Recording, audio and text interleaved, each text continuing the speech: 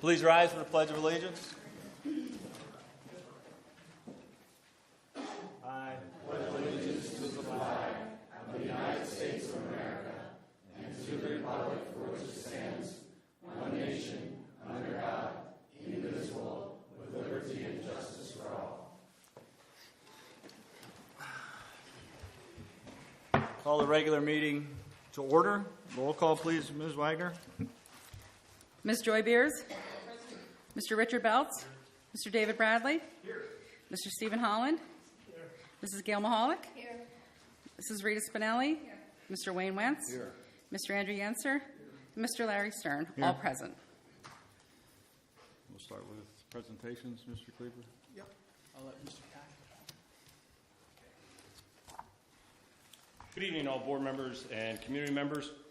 We'd like to introduce Mrs. Meredith Mecca, who is here with us this evening from the Second Harvest Food Bank, and it's in regards to our Backpack Buddies program that we're looking to do. This started approximately about a year and a half in our wellness meetings. I know at the current time then when Mrs. Durst was on board, and she was very interested in getting the Backpack Buddies started, and also with Mrs. Denise Fry from over at St. Luke's. So without further ado, I'd like to introduce Mrs. Meredith Mecca, and she'll fill you up with all the information with the Backpack Buddy program. Thank you. Good evening. Good evening. I'm Meredith Mecca from Second Harvest Food Bank. A little bit about Second Harvest. We are located in Nazareth. We do serve 6 counties, Carbon being one of them. We put out last fiscal year 9.1 million pounds of food through our 200-plus member agencies, which are pantries and soup kitchens, and we also administer several programs. One of the programs we administer is Backpack Buddies, which is one of the ones I administer. Backpack Buddies is an emergency weekend supplemental food program for children in need. We have found kids that are hungry are not thinking about, succeeding and doing well, and they're not thinking about, their future. They're thinking about when their next meal's coming. Which is detrimental for a lot of reasons. One of the things with the free and reduced lunch program that I know you participate in, they're guaranteed breakfast and lunches throughout the school week. What happens on the weekends? If mom and dad aren't around, or there's limited parental, or if they just don't have the funds to stretch for healthy, nutritious food on the weekends. This program does go out. It's distributed to our sites monthly, with 4 weeks worth of food. Each child will go home with a backpack, and we use that term. It's really a plastic bag pack, however your district decides to deal with it, of food. We do try to keep it as kid-friendly and nutritious as possible. That being said, we do have to do non-perishables. Our sites are welcome to add things as they see fit. Sometimes they will add some bread, some produce to the pack, which is fine. We encourage that. At Second Harvest, a lot of what we put out is produce and lean meats and dairy. Unfortunately for this program, due to the nature of the pack schedule, I'm not able to do that. Little bit right here, this is an example. On page 3, I believe, of the packet you guys were given is a list of what goes home, and this is just a visual. The cereal and the peanut butter goes home once a month. We did talk about trying to limit things to a lot of these programs will go with individual sizes. I sent out some questionnaires and spoke to a lot of the site managers. They prefer the full-size product. The kids prefer the full-size product. They can share with their families. They would rather have the full-size product. The other... everything else goes home weekly. The vegetables and fruits do alternate, so it'll be a different fruit and a different vegetable every week. All of my vegetables are low sodium. All of my fruits are canned in fruit juice. The only other thing that I worked on, the mac and cheese, was kind of a work in progress. We talked about the individual, easy to prepare, microwave mac and cheese. They just didn't want it. I currently serve almost 800 children across 3 counties, and with all of the surveys and talking to they would rather have the full-size box. They eat the full-size box. There's either a sibling or a parent around. It's something they're used to preparing. Again, it's kind of my givey on the nutrition, but it's good and they'll eat it. And if they'll eat it and we can get them to throw a can of vegetables in it or dump that can of chicken in it, at least they're getting a balanced meal. This program is privately funded for at least 4 years. Through this, I was able to obtain funding over the next 4 years, which allowed me to come to Carbon County. One of the issues with the program in general is it's really easy to fund for hungry kids in your communities. It's very difficult for me to get funding for a program if it's not already there. Everybody wants to give to a program that's in their community. It was difficult for me to expand out into Carbon County, and I'm currently working on Wayne and Pike. Because I obtained non-location specific funding, I am able to bring it here. And it is secured and funded for at least 4 years. And I'm hoping that by being here, it will only be easier to expand the program into different schools and different areas, because they're, you know, now that we can say that we're in Carbon County and people are going to notice and, you know, oh, how'd you get that program? We can get that program, and the funding should come. I'm going to open it up for any questions before because I could rattle off about it for a very long time, and I don't want to keep you. Does anybody have any questions about any of the papers that I had given you? I do. Yes. This is basically weekends. Do you have a program for summer? I actually kept this program going on year-round now. It is only on the weekends. We do support, at Second Harvest, we support summer feeding sites. It's a separately run program. Some of them are able to go through the local districts with their regular food service program. A lot of them, and I know there's a couple in Carbon, and those were run by churches or privately run in the area. Mm-hmm. So, but this would still, I actually distributed, if I'm not able to distribute at the school for the summer, I set them up with a local summer feeding program or a local pantry. So the kids would still be able to pick up this bag on Friday afternoons somewhere close. Very good. I do see some of you looking at the one sheet that I gave you. That's just for the last 10 years, this particular school district's free and reduced lunch rate, and it just shows that it's steadily increasing over the last 10 years, and that it's higher than it's been. How do you identify how many students are going to be part of the program? What we do, I work with the site directors, which is either usually a counselor or a nurse or teacher at the school. I have a form that I use that identifies chronically hungry children. A little bit different than just receiving free and reduced lunch, but they're showing signs of the fact that chances are they probably do not have good access to food over the weekends or at home. And through that, we usually eliminate, I think we targeted that we're looking at, it's probably going to be about 60 in the school. Again, that number is fluid right now because we haven't spoken to the teachers. But I think that's kind of what we targeted. That 50, 60 is about what we think it will end up. Mm-hmm. And your funding is generous enough to cover that, even if it expanded? Yes.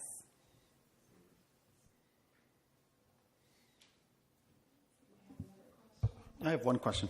Your trend on the amount of people within the community that need this service, or that qualify for the service, I should say, you're approaching on 50%. Yes, that is state. That's your state. I just pulled that up offline. You guys could also pull that. That's your kids that qualify for free and reduced lunch rates through the state. But the question I was going to ask is, as this is getting closer to 50%, where do we rank in relationship to the rest of the state? Pennsylvania's average is about 30 to 40%, depending. It's a tough number to do an average only because of location. You have Allentown, Lehighton School District is almost complete. The districts within Lehigh County are all almost completely 100%, because once you reach 70%, you are then moved to 100% because it's considerably more fiscally responsible to just give free breakfast and lunch to everyone rather than to worry about. So averages are tough, but it usually runs about that 30 to 40. So you are above average. If you look at the state overall, again, that's, like I said, it's a hard, you know, you have urban populations, you have some really rural populations, and it's, you know, very different. You're looking at about 2% per year growth. That was a... So when I look at Sorry. That's okay. You're looking at a 2% increase in a number of community members that qualify for. It's just children, because I do have... Just children, Yeah, right. because I've looked at other documents with the adults. And if we look at what Mr. Fike just gave us as a board, which should be on that table, which is the amount of debt that we're going to have and the increase in interest on that debt coming 2023, do you guys have a projection for when we're going to hit this 75% number? My plan with this program is that I hope that we don't. And that's one of the reasons that I administer the program as it is. Now, that's a state number. It does, I believe I left on the bottom of that how people are qualified. Basically, it's at, I believe it's 130% of the poverty rate is what qualifies, and it's on there. Yeah, but you don't control that side of the puzzle. You're just there to help the people that are there. I'm just Our there job support is to it. control this side of the puzzle so that we don't consume dollars, but belongs in kids' pockets so they can buy their own food or from their parents. Okay. Yeah. The other thing, the reason it jumped a lot, 10 years ago, a family of four at 27,000 qualified. Now a family of four at 47,000 qualified. So they actually upped the salary scale to qualify more people, you know, for free and reduced. But that's 10 years. But that jumped a lot faster than the percentage of kids we had.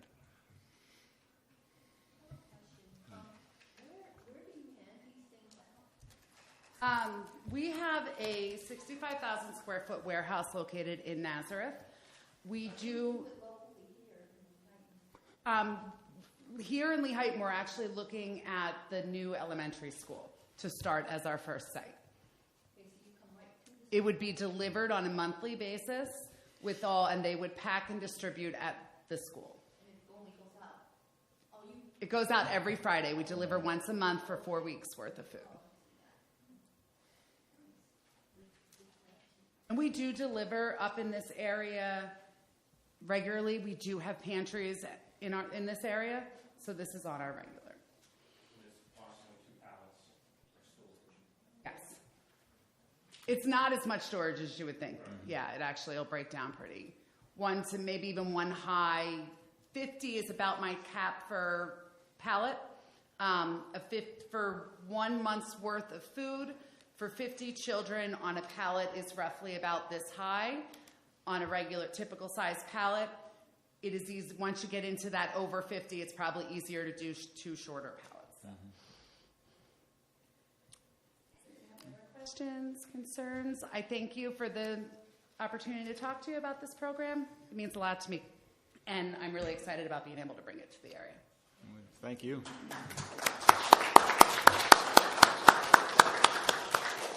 I'd like to just thank you again for coming and presenting a lot of great information for us, an opportunity for our kids. And I know we've talked about this, you know, for a while, and I want to commend Mr. Tack and Ms. Karpowicz, who's also here working to put all this information together and bringing you on board with us. So I just wanted to thank you, and also our Tim and his staff here for bringing this to our students. So thank you. Okay, I have 2 courtesies of the floor that are due to agenda items, and we'll address those at this point. Mr. Bradley?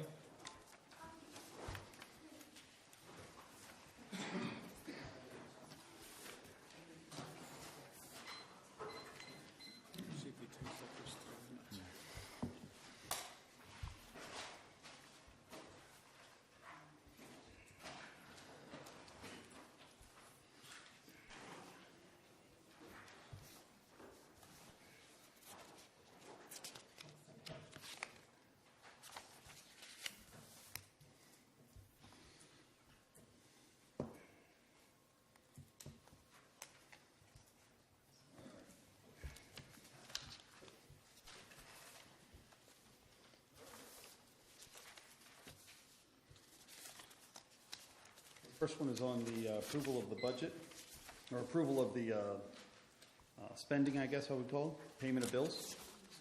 I asked last month and I didn't really get a straight answer, so I'm going to ask again. Wait, that's which item? What- 7 or 8? 8, financial matters. Okay. Is that right? Yeah, I'll do 8 first. So the first one is, what portions of the Pennsylvania School Code and any other state laws define the liability of a board as a whole or an individual board director if unlawful expenditures are approved by a public school board?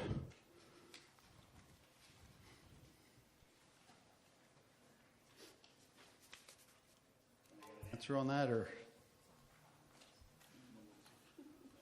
can I get an answer on that or not? I'm going to answer. You're not answering. Okay. No. What? Say it again. Unlawful, what was that, Mr. Unlawful spending. I think we went over this prior. Yeah, but we didn't get it. We got a roundabout answer from our solicitor, so I'm being much more specific. What portions of the Pennsylvania School Code and any other state law defines the liability of a board as a whole or individual board director if unlawful expenditures are approved by a public school board?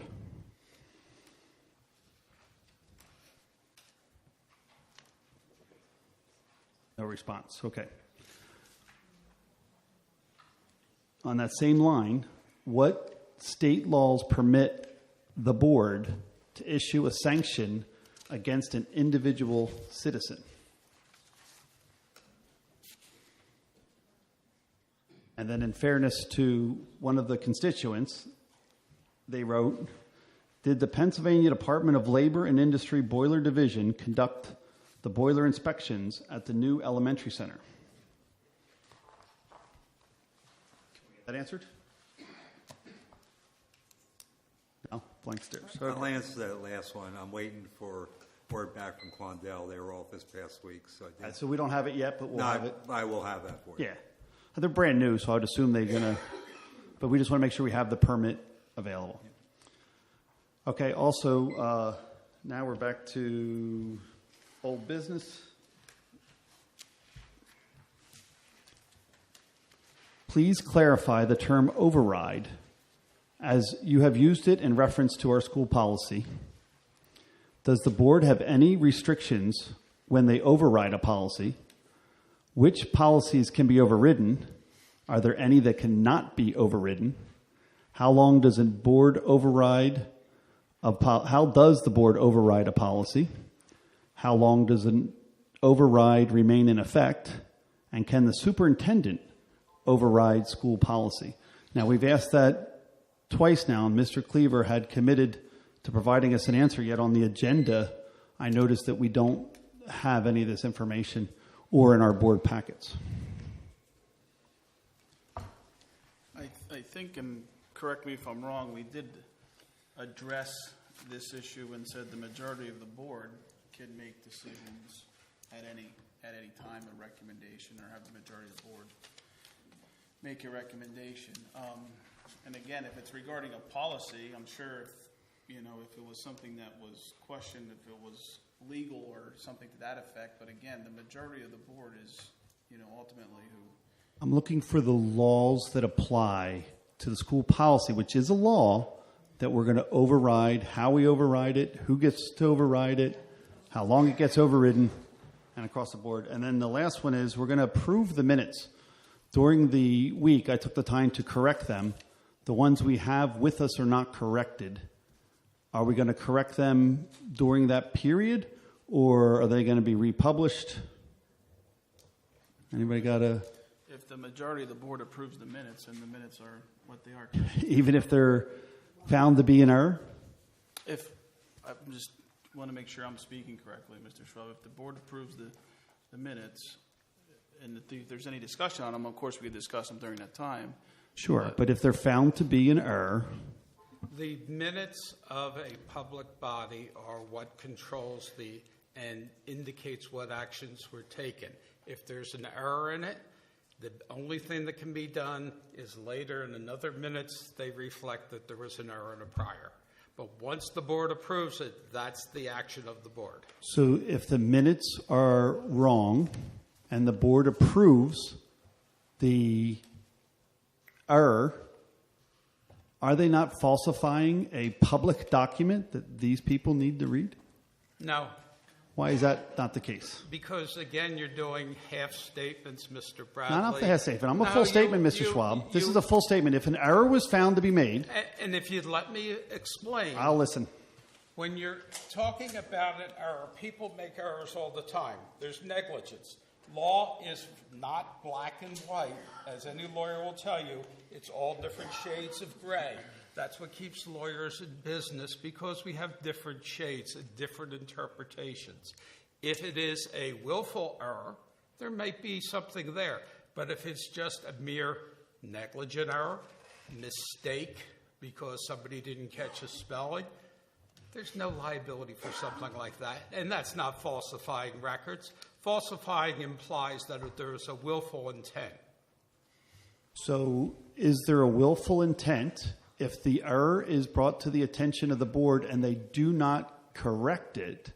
Wouldn't that be a willful intent to not correct the record and therefore falsify that record? No, Mr. Bradley. Either through a error or it is admission. Whatever the majority says based on their recollection, that is what they would decide as to what occurred. The fact that 2 other or 4 other board members had a different recollection, that's life in Pennsylvania. If we use the audio recording that was produced by the board to review the actions in the minutes, would they take precedence over a person's recollection to be corrected, or are we going to use people's...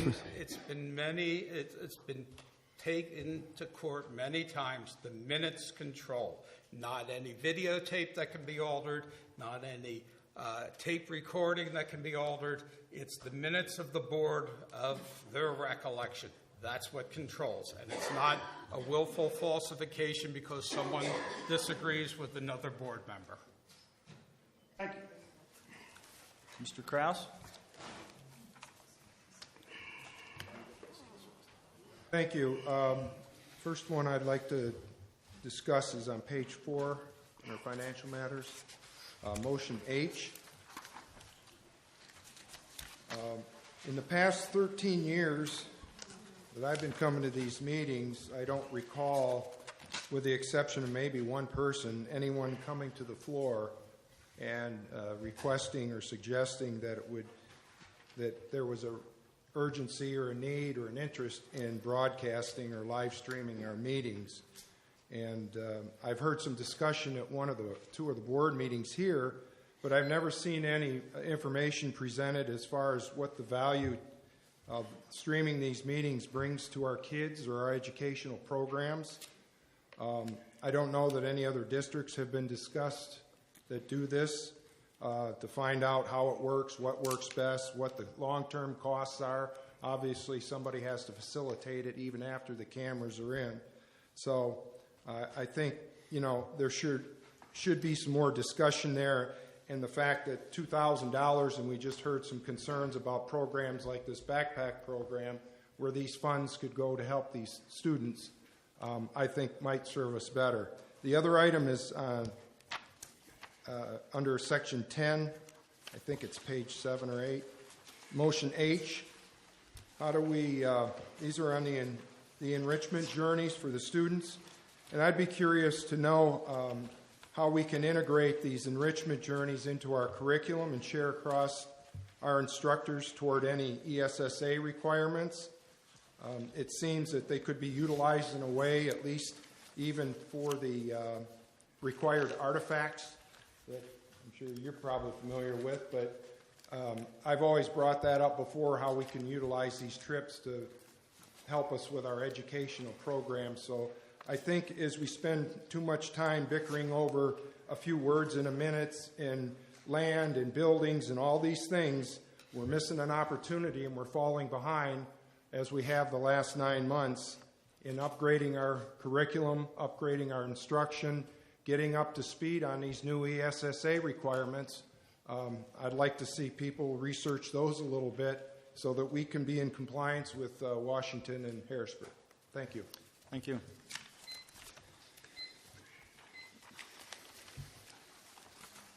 We'll move on to communications. Superintendent's report, Mr. Cleaver. Yes, thank you. I'd like to thank everyone for their patience with the transition into the new elementary center. The staff is doing a great job with the change in all areas of the elementary routine. After some adjustments from the first week, we are now able to settle into a more consistent schedule for the buildings. The students have adjusted very well, and we would like to thank the parents and guardians for understanding that it would need to be tweaked once we got into the buildings. I'd also like to personally thank George's Bus Company for their efforts in the process. For the first several days, they were out here for both the middle school, high school, and elementary pickup. They also ran their safety procedure requirements already this year for both the middle school and elementary school for bus evacuation. In addition to that, they also took time and were able to get each individual class onto the bus, and Mr. Seblin and Mr. Magala went over the rules on the bus so all the students understood how they should sit, the importance of, keeping quiet and, not making disruptive noises to the drivers. And it was a very well-received program.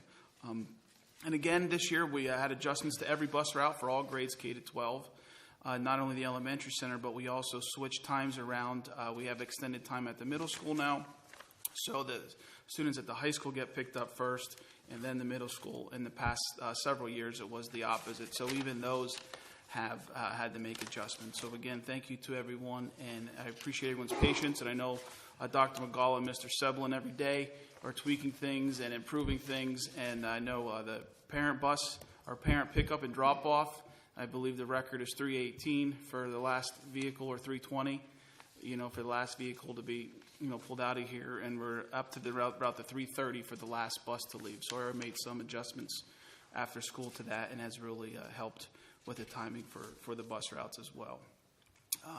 Update on the eye exams with the Lions Club. The nursing staff is working with Sue and Felicia Anthony from the Lions Club. Permission slips are going out the week of September 17th, this week, and we will give the parents 1 week to return them. Once the permission slips are received, they have asked that we give them about 3 weeks till they organize their group.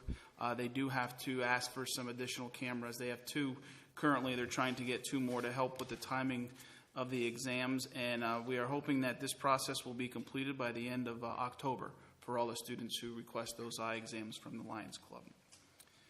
The new Act 44 school and safety security programs have awarded all the districts in the state an estimated $25,000 grant for this school year. This is in addition to the grant that we have already received from them. And I know working with Mr. Tack and the other administration and our school police officers, we are also applying for additional funding to help assist the districts with school safety, security trainings, programs, equipment, and a lot of other programs that are being offered out there. So the state has put this additional funding as part of this new Act 44, and everyone is automatically awarded $25,000, but there's an additional amount for competitive grants that we will be applying for. And that concludes my report. Thank you very much, Mr. Cleaver. Mr. Fike? Yes, I wanted to thank the board for attending a special meeting we held last week to review the outstanding debt and possible future savings. We're going to have another meeting in October. I'll send out the date and time, but that'll be in finance, and I'm hopefully bringing a bond attorney gratis to talk about it also. This past week, our auditors are here. They completed their field work, and we're on track to have our complete audit done by the end of October. Thank you. Myself, a board president's report. We'll keep it very short. We've all received the communications from each of the buildings and from the departments on their progress through the beginning of the school year. Again, I would just like to reiterate what Mr. Cleaver said. The support of the staff has been monumental to get everything moving in a routine pattern back again for our district. So thanks for everybody's cooperation, especially thanks to the parents as we had grown and moved through the process of implementing the new building and working through the processes that are involved with that. Memorial Library report, Ms. Mahalik. The Lehighton Area Memorial Library will be closed until September 29th to replace the carpeting. During this period, there will be no fines. There was great feedback on the summer reading program. 123 registered for the program. No word was heard back on the grant, at least I haven't heard yet. If the grant is not awarded to the library, Director Melissa Hawk said there will be a need to start a capital campaign fundraiser. The library will be taking part in Rocktoberfest by hosting an open house and conducting an indoor book sale. During July, the library saw 2,874 people with a total circulation of 1,993 people, items. 84 adults and 84 children participated in Lion programs in July. The library gained $2,362.54 in revenue from fines, services, memorials, book sales, donations, miscellaneous deposits, and fund drive funds. The committee voted to purchase new chairs and tables for patrons to make the library more inviting. The next meeting will be held tomorrow. Thank you. Legislative policy, Ms. Spinelli. I just have a few things also. Just a reminder, this Wednesday, September 19th, there will be a webinar from 12 to 1 on juuling, vaping, and e-cigarettes. That's on the PSBA website. On October 3rd, which is a Wednesday from 10 to 11:30, there will be a policy system review webinar for anyone who'd like to do that. I intend to try and get to both of them. Also, PSBA is offering Act 55 compliance training. Nobody in this room actually needs it, but it's for new members, and since there are 4 of us who really are new members, I intend to take it. There will be 2 hours mandatory next year for every board member. This year is 4 hours for new board members, so you just have to go onto the PSBA website. There's a link there to click on, and you can do it right online, and I suggest that everybody take advantage of it. Even board members who are not new can take advantage of it. And the last thing is, it's my understanding that Gail and Joy will be going to the conference, correct? So would you, since you are the co-chair of the legislative, would you give the report next week, and you can tell us what you found out? I mean, next month, I'm sorry. Yeah, thank you. That's it, thank you. Thank you. Ms. Bowman, I know you have a short report. Yes. Our meeting for this past Friday has been moved till this coming Friday, so I'll have more for October. The Fall Parent Night is still scheduled for October the 10th at 5:30 p.m. The school-wide plan has been submitted to the state. We just need to hear for that approval.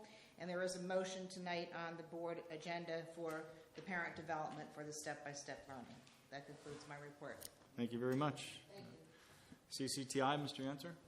As I had mentioned last month, we are in full swing at CCTI. A couple dates to keep in mind. CCTI will have the Senior Information Night on the evening of September 26th, and also open house coming up on October 17th, as well as a 5K run at the Glenanoka State Park on October 13th. That concludes my report. Thank you, Mr. Yancer. CLIU, Mr. Wentz. Actually, the IU is meeting tonight as we speak. Full report will be upcoming. The next meeting is scheduled for October 15th. That's it. Thank you very much. Buildings and Grounds, Mr. Holland. Excuse me, yes. We'll move on real quick on this one, as it was a very short meeting, but middle school press box, we're still on step 1. We just have not moved very quickly on that. Tennis court update, Mr. Spot said the Carbon Engineering has not reported back to him, so there is no update on the tennis court situation at this time. Sale of the elementary buildings, no new update at this time. High school, we had a small leak in the gymnasium, and Tremco was notified they'll be on site to resolve the problem. Something I thought was pretty cool, concrete pad outside courtyard up there at the middle school. So the kids for lunch now have a concrete pad with those outside tables that they can use. And I thought that was very beneficial for the kids to have something to enjoy.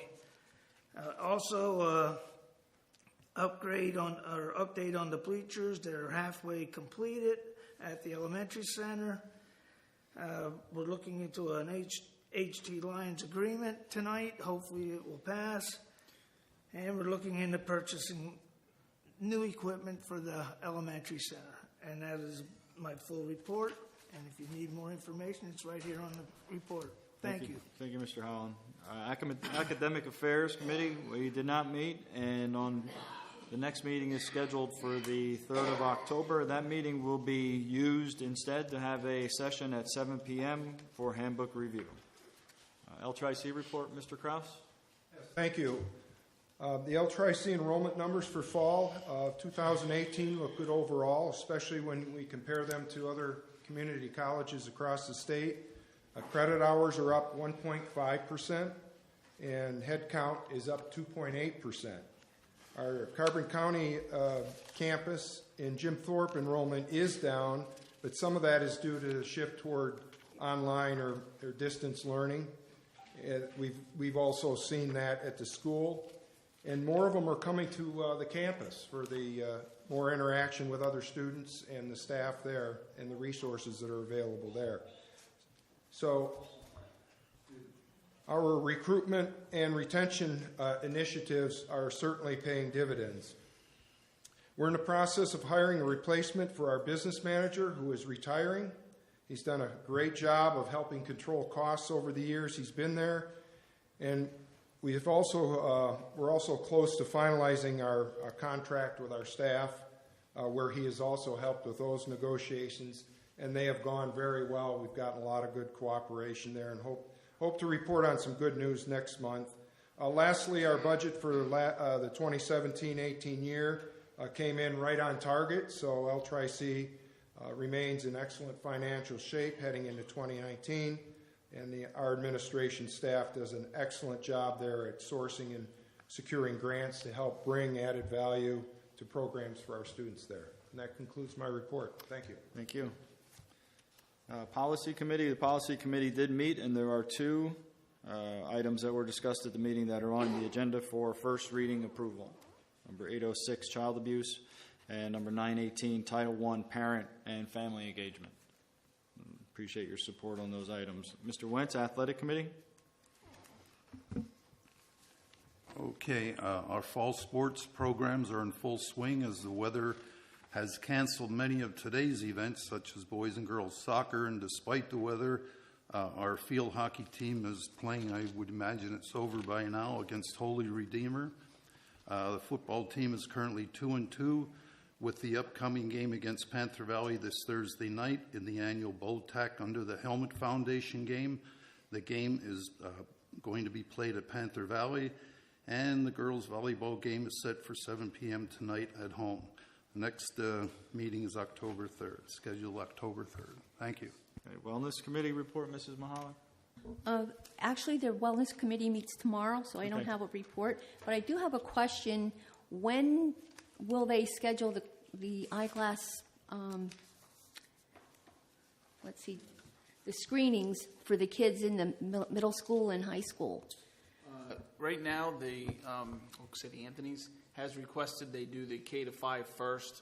Like I said, once they have that done, they'll see how long it takes, and that'll give them a better idea to schedule than the middle school and high school. So right now, the permission slips and everything are going K-5. That'll be out, and then once they get a better idea of how many students and how long it takes on average for the number of students, then they'll be able to get the middle school and high school. I'm hoping by, if we get this done by the end of October, probably do the middle school November, December, and then get the high school.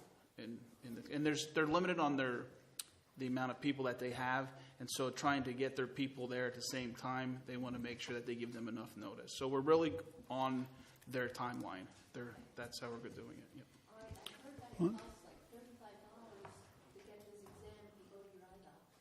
That I can't. I found that out as well, and I did the math.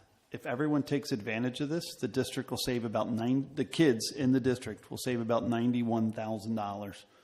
And if they are found to need glasses, the Lions can produce a certain number of those glasses to the kids at no charge. And then there's other groups that are stepping up to help also provide glasses to anyone that's found that needs those glasses. So fantastic job. Can you notify the other groups, notify us, so we could pass that along to parents? Yes, I will. Thank you. Actually, I'll give it to you, Gail, then you can. I've talked to the United Way today, and they have about $1,500 in their fund. Just for glasses? Yeah. That concludes communications. I'll move on to approval of minutes. I need a motion and a second to approve the minutes of the August 27th. Hold on one second, please. Did you say communications? Yes. Okay. Did under communications, did we receive any communications as a district? Did we receive any complaints? Did we receive any letters or any information as a district over this last month?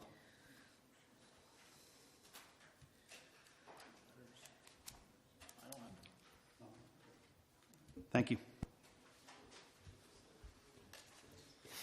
I'd say nothing that I could think of offhand. Yes. On to approval of minutes. I need a motion and a second to approve the minutes of the August 27th, 2018 regular meeting. Mr. Wentz? Second. Ms. Spinelli? Comments? Thank you. I have found some glaring errors in the minutes that show these minutes to be false in comparison to the information provided by the district audio tape. Some of those errors are direct contradictions to what actually was said according to the recordings. When I reviewed the number of errors, I found them to be significantly weighted towards the 4, and errors in omission were significantly weighted towards the 5.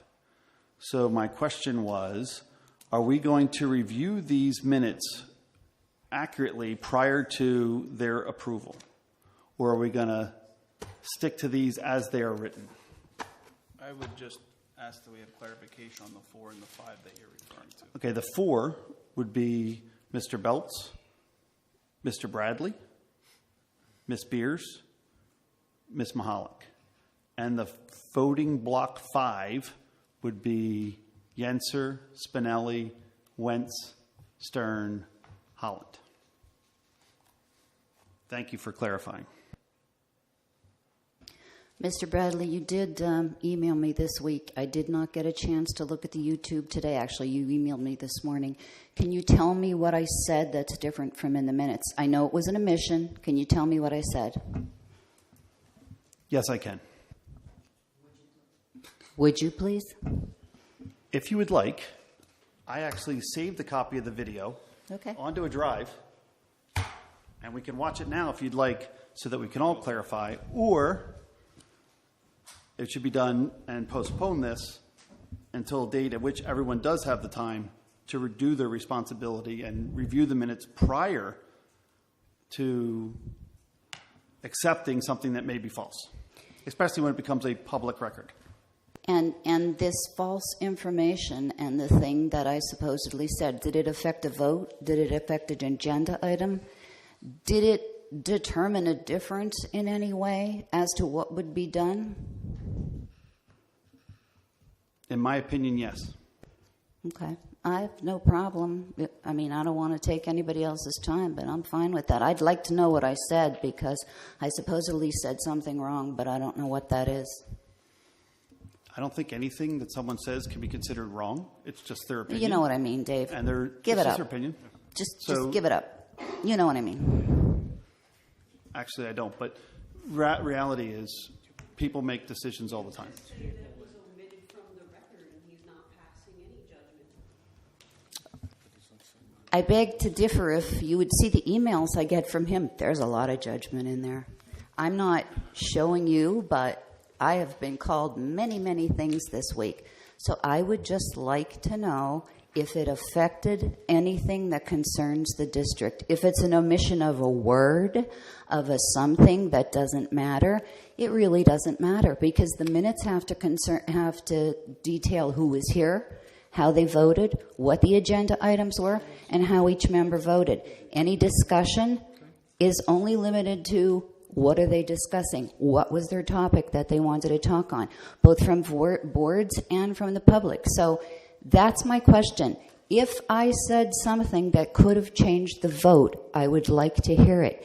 If it wouldn't matter to the vote, it doesn't matter if it's different. Just like you saying you did, or you didn't hear. It doesn't matter. It doesn't matter. We were already adjourned. Doesn't matter if you said you couldn't hear or you could hear. That was one of the things you pointed out. I'm just trying to get to the point where we do the minutes as to what they're intended to do, which is give a history of the vote, who voted, how they voted, and why they voted. Every single word does not matter. Are you suggesting then that we should remove all discussion from the minutes? Absolutely not. Absolutely not.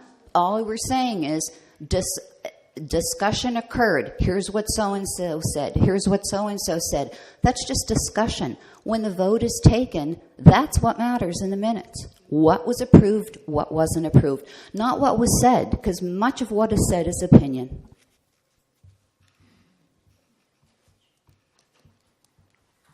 So I have a motion and a second on the floor to approve the minutes.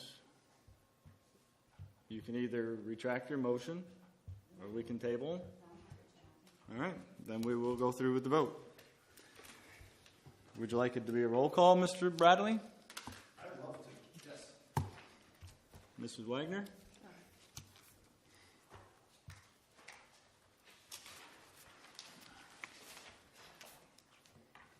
Mrs. Gellahall? No. Mrs. Reyes-Canelli? Yes. Mr. Wayne Wentz? Yes. Mr. Andrew Answer? Yes. Ms. Joy Beers? No. Mr. Richard Belts? No. Mr. David Bradley? No. Mr. Stephen Holland? Yes. Mr. Larry Stern? Yes, his votes are substantial. His votes are correct. Thank you. 5-4 motion carried. At this time, before you move ahead, I'd like to make the statement that a criminal complaint was made against the errors and omissions and the occurrences that are recorded within these minutes that this board just passed, as they are documenting the sunshine violations that occurred last meeting. And if Mr. Schwab is correct that these become the official record, they become the proof that you're continually violating those people's rights. And I want to make sure that it's on the record, recorded, that it is these minutes that prove that violation, or that alleged violation of not only the Sunshine Act, but abuse of office. Thank you. Need a motion and a second to approve the Lehighton Area Middle School and Lehighton Area High School Activities Fund. Enclosure number 2, gold. Mr. Yenser? Second. Ms. Spinelli? All those in favor signify by saying aye. Aye. Opposed? Ayes have it. I need a motion and a second to approve the payment of bills. General fund, benefits, payroll, debit card, capital project, food service fund for a total of $3,782,922.37. Mr. Wentz? Mr. Holland? Questions? I have one. Hold on.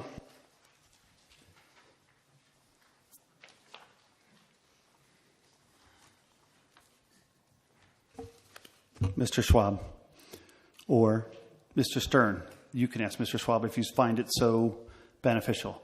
What portions of the PA Code and other state laws define the liability of the board as a whole or individual board of directors if unlawful expenditures are approved by a public school board? I answered that to you last month. I believe the board, by majority of the board, has not directed me to do a formal opinion, and without a direction for a formal opinion, I can't give you all of the cases and all the statutes that would apply. If the board, majority of the board wishes me to do a formal opinion, I'll be more than happy to. I'm just asking. I'm I know. just giving you a statement. I'm just making sure you're right. And I'm just asking from our expert legal counsel, do we know which laws apply? Not which ones are we looking at so we can make this determination whether we read it ourselves or you provide a legal counsel. Do we have a list of which PA codes No. and laws that define the liability? No, we do not, Mr. Bradley. The law is very complex. There are a number of statutes, that are both federal and state, that comply into the various bills that you pay. I'll be more than happy to spend time and get you a list and prepare a list with the majority of the board directing me to do it. But, that's an expense to the district. Approximately what would that expense be? I'm going to guess it would be upwards over $1,000 because I have to check both federal laws dealing with FERPA. I have to deal with special education, Title I laws, everything of those nature. You want a complete list. We have to look at the Department of Agriculture because they fund some of our food service. It goes on and on and on. It's not, I'm pulling out a statute and this is what it says, because there's also fine-tuning each statute and interpreting each one. So if the board majority wants me to do it, I'll be more than happy to. But you have 30 years experience in doing this. Has no board ever asked this question before? No, nobody in 30 years, including the affordable schools back in 1988. So does everyone on this board understand their liability? You do? Okay. It was explained prior. As I said, so long as it's educationally related, there is no personal liability. Okay. Prior to paying the bills, Andy, I'm going to ask again, directed as the director of our treasurer for the school district, against which judgment was obtained, commanding them to pay the amount. Section 601, did you get a chance to review the bills? Okay. It's a requirement to check it every month as our responsibility. Mr. Yenser, can you please respond? He has the right to question another board member. No, he doesn't. No. You don't have the right to question another board member, Mr. Bradley. I have a right to question him. He doesn't have to have the responsibility to answer. Okay. Again, I have a motion and a second to pay the bills.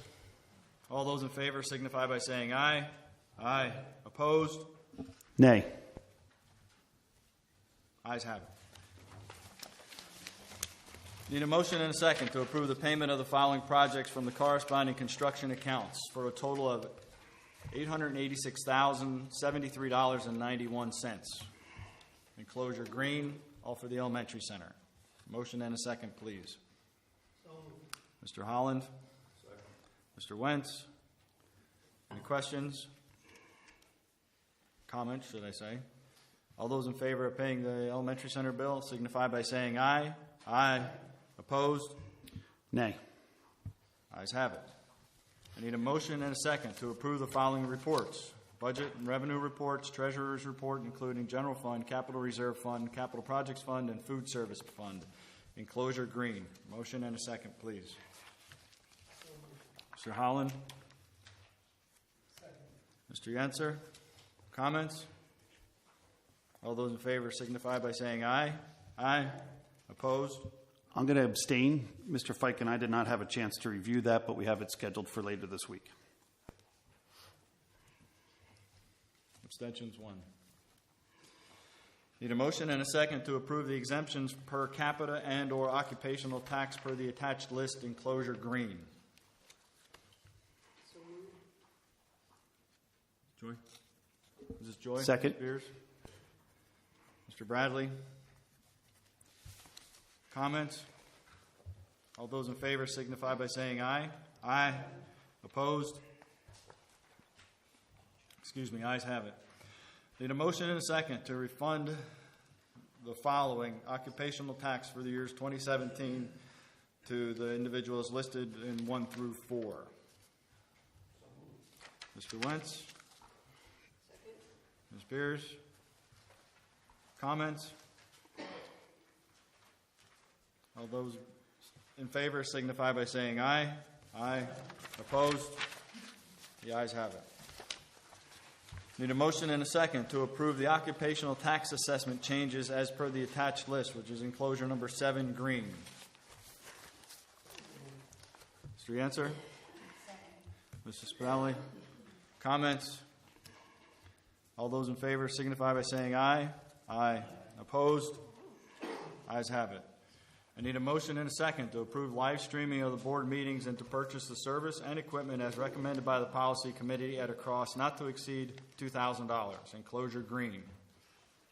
So moved. Mr. Bradley? Second. Ms. Beers? Comments? I'd like to make one comment. The district policy 011 requires to have the ability for us to engage stakeholders and get their input. I think by live streaming it, people can watch this from home at the comfort of their own home. It'll be recorded and they can review it at their own leisure, much like the PSBA's information when you're doing a broadcast. That's the benefit that it would provide educationally for not only the parents, but the children to see how government works. Thank you. I would also like to comment because someone earlier questioned the value of this, and I would like to say that on social media, I have seen comments from parents and staff members who were not able to attend this meeting, and they very much wanted to be able to know what was going on and be able to watch it. I have a comment on that, too. All they had to do was look at the Times News tapes. They have the tape of it. There's tapes on YouTube. There's tapes on Facebook. Ours would be at the same time, and that's fine. I have no problem with it, but people do have the ability to see it in different places. There was a problem with the Times News stream last time, and a lot of people were very upset because they tried to tap into that, and it didn't work. I'd also like to comment that a lot of people on those social media that's watching some of these benefits feel intimidated to come here for fear of retaliation. So they'd rather be able to watch. I find that the most ridiculous thing I've ever heard in my whole life, Mr. Bradley. Thank you. And from all the things that I've heard, also. I would find that amazing. I heard it too. I talked So to you must people be the only after a one not meeting listening. here, and they said that they felt kind of physically unsafe in this room. It doesn't intimidate me. Sometimes I can agree with that, Joy. Thank you, Larry. Exactly. I feel physically unsafe. Call the question. Roll call vote, Ms. Wagner.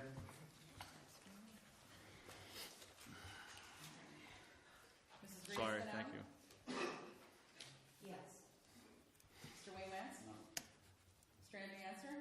Yes. Ms. Joy Beers? Yes. Mr. Richard Beltz? Yes. Mr. David Bradley? Yes. Mr. Stephen Holland? Yes. Mrs. Gail Mahoney? Yes. Mr. Larry Stern? Yes. So 8 yes, 1 no, motion carries. Need a motion and a second to approve a contract with Dr. Patrick Hanley, DO, and Dr. Vanessa Rice, DO, for the 2018-2019 school year, paid as follows: $6,000 stipend paid with a signed contract and per exam fee of $7 per physical exam and $3 per scoliosis examination, as recommended by the school nurses. So moved. Spinelli. Mr. Yenser, comments? All those in favor signify by saying aye. Aye. Opposed? The ayes have it. Need a motion and a second to approve the Second Harvest Food Bank Backpack Buddies program for the Lehighton Area Elementary Center for the 2018-2019 school year. Funding through Second Harvest Food Bank of the Lehigh Valley and Northeast PA, enclosure number 10, green. So moved. Ms. Beers? Mr. Beltz? Comments? I would like to thank you very much for your work in that particular area, helping every student that you possibly can to make sure they're fed. That's an outstanding activity. All those in favor signify by saying aye. Aye. Opposed? The ayes have it. Need a motion and a second to approve the minor subdivision proposal as proposed from Carbon Engineering on behalf of Franklin Township Project 018-0013-006, along with utility easement over Lot 2. Lot number 1 will be conveyed to the Franklin Township. Lot number 2 will remain the property of the Lehighton Area School District. Mr. Wentz? Mr. Holland? Comments? The information that was provided to the board does not seem to match what was given to the supervisors on our motion. Why did it differ? This subdivision is the recommendation from the supervisors. I understand, but if we're the ones giving away the property, shouldn't we decide what we're giving away?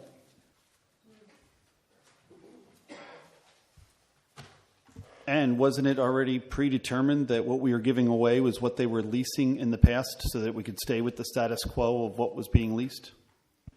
I don't remember that being said. What we agreed to do was to parcel it into 2 parcels, 1 and 2, with them retaining the fields and we taking the soccer fields and the building. That's my recollection. Of course, you're the expert, so you tell me if it's wrong. It's within our minutes, and it talks about the metes and bounds associated with the lease that was currently in place for the past 30 years, and that was what they asked for. That's what we approved to give them. I'm questioning why is it different? Mr. Bradley, you know, I have both of these plot plans in front of me. To me, there's very little difference between the 2. I know you told me I should take a remedial reading class at LTRI-C, and if I couldn't afford it, start a GoFundMe page and you'd contribute. You told me I have temporary memory lapses. You told me I'm lucky I have you to point out my personality flaws. So, all those things, you tell me exactly what's different. The property being given was originally agreed to what was leased. What's on these papers differs from that. So what is different is the property that they are giving or that they are taking, not what we were giving. That's the difference. Is it a difference in acreage? Is there a compromise in setbacks? Is there a difference in property line? When I ask for something explicit and particular, that's what I'm talking about. I apologize. So there's a difference in acreage. Yes. How much? The funny part about this is it says they were using some of the Steigerwalt's professional engineering land surveying, which is part of that lease. But it's the other side that they're saying it's their understanding and they're not sure. And for clarity purposes, they don't have one. They're doing an approximate layout. All these things were very well defined within their lease. They've been leasing property for 30 years. How you measure that property or where that pin is in relationship to how you measure it today, there should be no change because it was defined 30 years ago. I don't know why it's changed. So what is the additional acreage that they're taking? I have no idea. So how could I believe you? Because they said it was different, and they said these are approximate. They don't have it defined, and it's a draft. Plus, they're looking for they were looking for some utility easement. Yeah, so they're talking about improving the properties that you're giving away vacant land. And then you're also taking away the value of the school being sold because you're going to change those setbacks. You're also going to be considering and changing possibly Lot 2. So that would change the value of our asset that we, as a board, have a responsibility to maintain for those stakeholders to the best value to the district. So the fact that it has changed, the fact that there is an acreage change, the fact that what we offered in our minutes to give and what they are taking are 2 different things, and the fact that this board did not control what they are giving and instead said, tell us what you want to take, in my opinion, is irresponsible. I know what your opinion is, but I recall that we agreed to let them pay for a subdivision, and we would review that subdivision, and we would vote if we wanted to accept it or not. I don't remember us telling them exactly the metes and bounds that we were willing to do. That's why they did a subdivision. This is not a subdivision, Rita. I understand that, but it's the proposal that we're looking at. No, you're giving them directions to give them what they asked for, you're giving them permission to take what they asked for, not give them what we allowed them to have. I disagree. The vote was to give Chrisman Fields. The vote wasn't an open-ended amount of land. It was Chrisman Fields. So I have two questions. Does this new survey, is it showing land that's greater than Chrisman Fields? And the other one is if we approve this, do we have another opportunity to compare the acreage that gets calculated with the acreage of what Chrisman Fields are, which is what our vote was last time? Chrisman Field has already been defined. Mm-hmm. There should be no discussion needed other than subdivide Chrisman Field from the Franklin property, and then the board gives it to them because we chose to give them that property.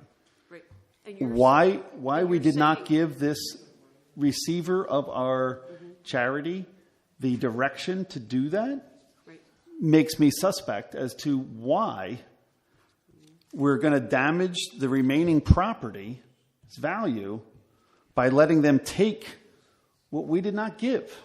That's the part that means our responsibility as a board. And I have no problem. We voted, and I'm supporting the giving of the metes and bounds and the property that was defined to the Franklin Township. Why are we allowing them to take what we did not give? I have a right to know paper here done by Bruce Steigerwalt with all the metes and bounds on it. Can't they follow this? Most definitely. Very easy to follow that. That's the exact paperwork that was done 30 years ago. That defines Chrisman Fields, and that defines what the board authorized to give to Franklin Township so that these kids will have ball fields. For them to come back and take something different than that and lower the value of our district assets makes no sense to me. It just there's no logical reason to do that. Please? Okay. Roll call vote, Mrs. Wagner.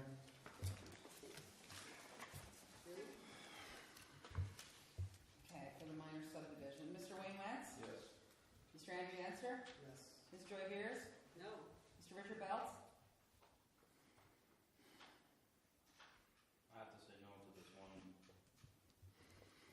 Mr. David Bradley? No. Mr. Stephen Holland? Yes. Mrs. Gail Mahler? No. Mrs. Rhea Spinelli? Yes. Mr. Larry Stern? Yes. So 5 yes, 4 no. I'm going to look at Attorney Schwab. Does this have to be a 2/3? We are not conveying land yet, so it's a majority vote, but I don't believe Franklin will accept less than the full amount that would allow them from their past discussions for the actual transfer, and they would want 6 votes.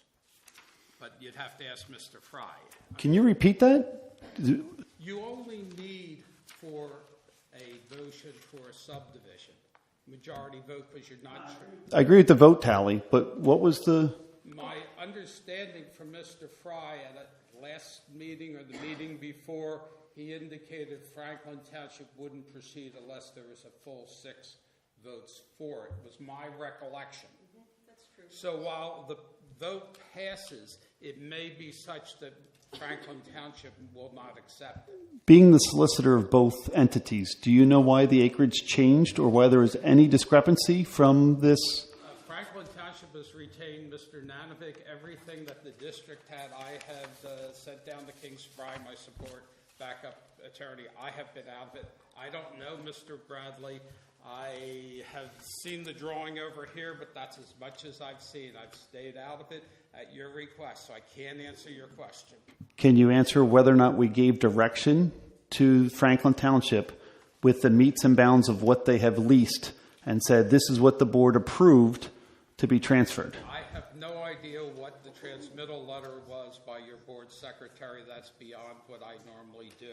If you recall, I had indicated to you it could vary because GPS has varied in 30 years from where they start, and it could be 6 inches to an inch. I believe we discussed that back in the spring. Yeah, but the metes and bounds wouldn't change. Therefore, how? Oh, sure. That's what GPS. Why would they change? You change your degrees, your seconds, your footage. That happens all the time. Whether I use a yardstick or would change where that location is. It would change where the pin might be found. But what was done 30 years ago manually may not close today with GPS because they use satellites. But the definition of what you're giving won't change. It just might be on the ground where that is. And they were given, my understanding that the motion was, we're giving them essentially the ball fields. Where that comes out, I can't tell you the metes and bounds. I haven't seen it, haven't looked at it, I'm not going to look at it. You're not looking at our district's metes and bounds that we're offering to give the property? You told me to stay out of it. I had a conflict, so I'm staying out of it. I appreciate that. Talk to Christine Rodick, who does our special ed. She'll be more than happy to talk to you. Can we remake the motion in the way that Gail said, in which the new survey follows the old survey? We don't know if it does or does not. You would need an expert to tell you that. We you also would didn't. probably have a better idea than me. Sure. Yes, things aren't going to be 100% the same, but if we have the new surveyor follow the old survey, I think that will appease some folks here in feeling. I think they did that because they mentioned that came from Mr. Steigerwald. He did the original, that they relied on Steigerwald. No, they didn't. They used Steigerwald's, but then they, hold on, but then they said that they're going to perform a new boundary survey so they can design additional they're taking more than what was given. That's all. I guess regarding this, my concern would be, I'm guessing this didn't look like this 30 years ago with all the improvements. So there may be a chance that the line now goes through the current softball field. It may go through the current baseball field. So you're asking to approve something that you don't know for sure if that line's going to go through. I mean, if the line goes through a field, that I would say let's have the professional determine that. Let's Correct. have the And also, professional report back on any major differences.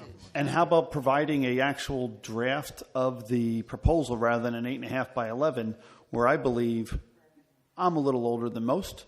You have trouble reading these. However, it is very easy to understand that it differs from the metes and bounds of what was on our thing if you go to the courthouse.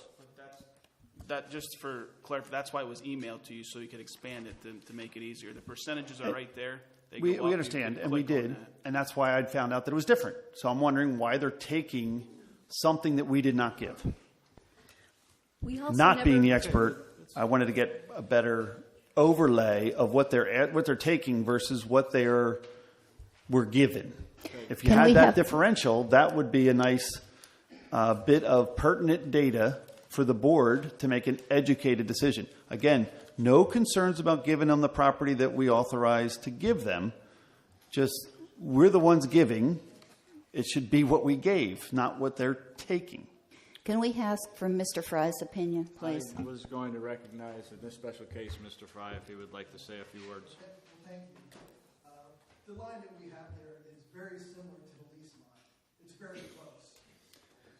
And the reason that it's there, we didn't go get a survey and use Steigerwald's survey, was to save money. Because we go out and get surveyed, we come here for approval, use voted down, then we got to spend money again for the survey. So that's why we use that. So rather than, Which was part of the original lease. so let's try this on for size. I think there's a value here. Hold on.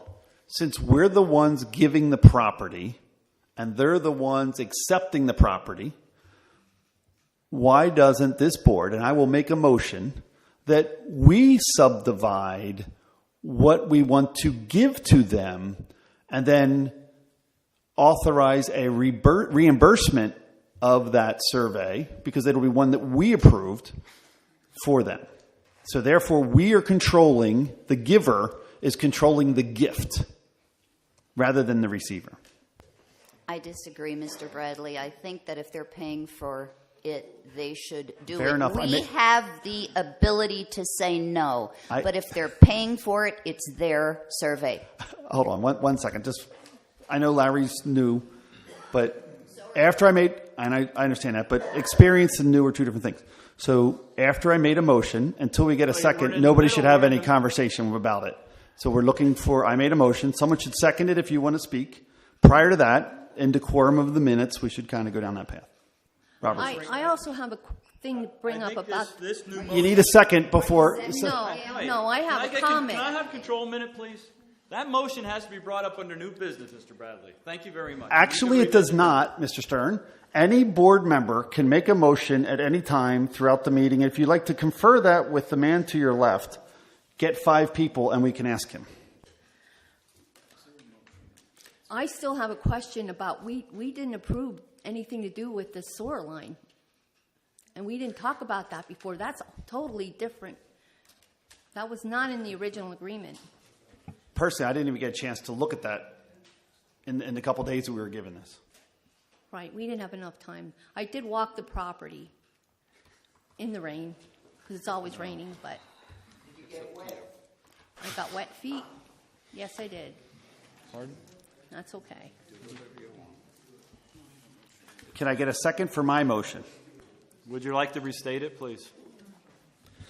I move that the Lehighton Area School District defined the gift that we are giving to Franklin Township through a survey to be reimbursed by the township if they accept the gift. If they do not accept the gift, we'll have it on file.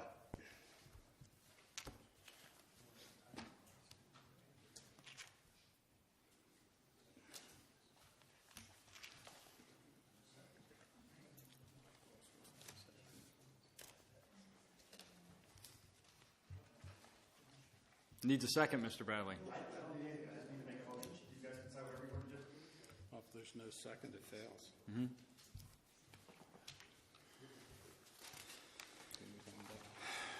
Okay. Motion dies for lack of second. Need a motion and a second to approve the 3-year agreement with the Alice Training Institute, LLC, at a cost of $4,646.20 per year, totaling $13,938.60, funding through the Ready to Learn grant. Need a motion and a second, please. So moved.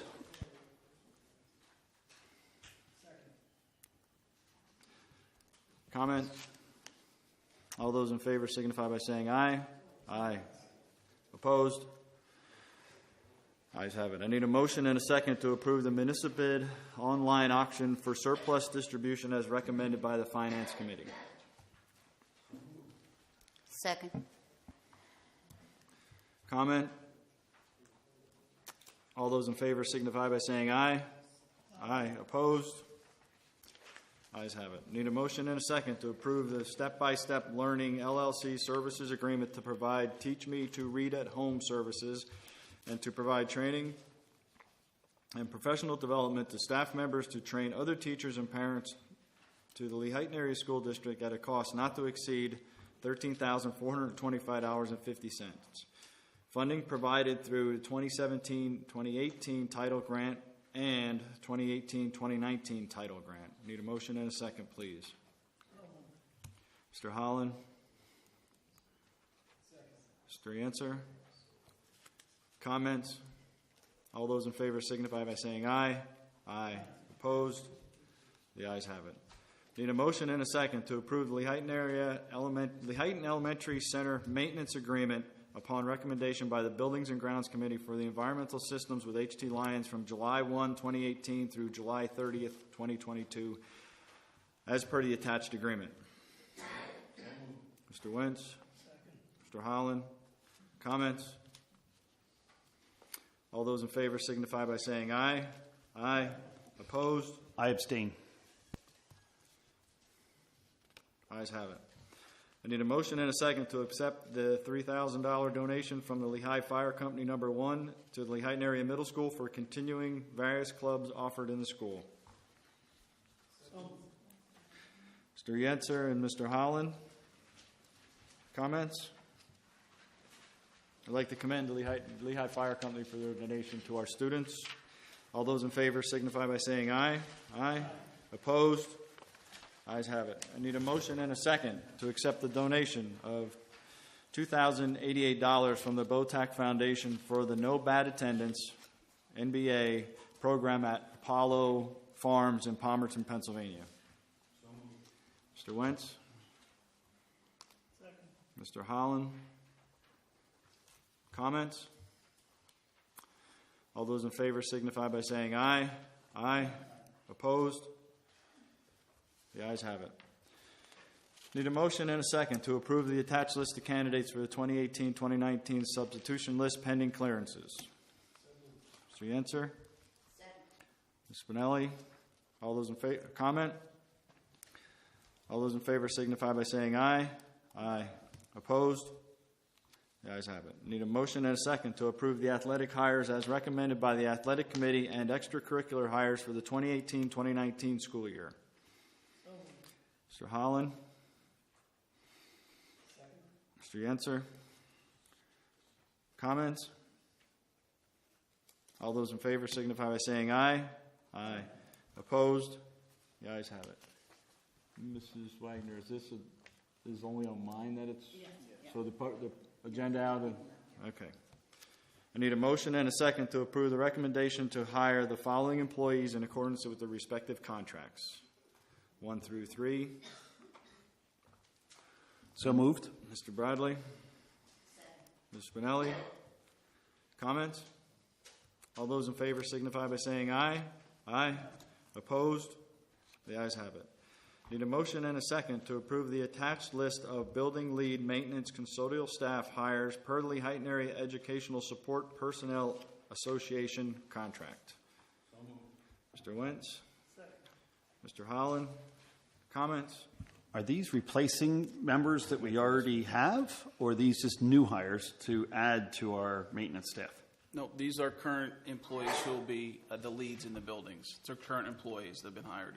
They've already been hired, so these are not new positions. They're taking on the role now as a lead for the stipend as per their contract. So how many lead maintenance custodial staff hires do we have? Just 4 per the contract. Are these the ones that Mr. Holland was discussing in the Buildings and Grounds meeting? I'd have to make sure. I'm not sure. Steve, but do you know? Okay, thank you. So moved. Okay. But actually, it was last month. Yeah. There were 2 last month, Mr. Bradley. This is the other 2. All those in favor signify by saying aye. Aye. Opposed? The ayes have it. I need a motion and a second. I'd like to take the next item as a consent agenda item, please. I need a motion and a second to approve the following hires for the 2018-2019 school year per the professional contract. Items 1 through 8.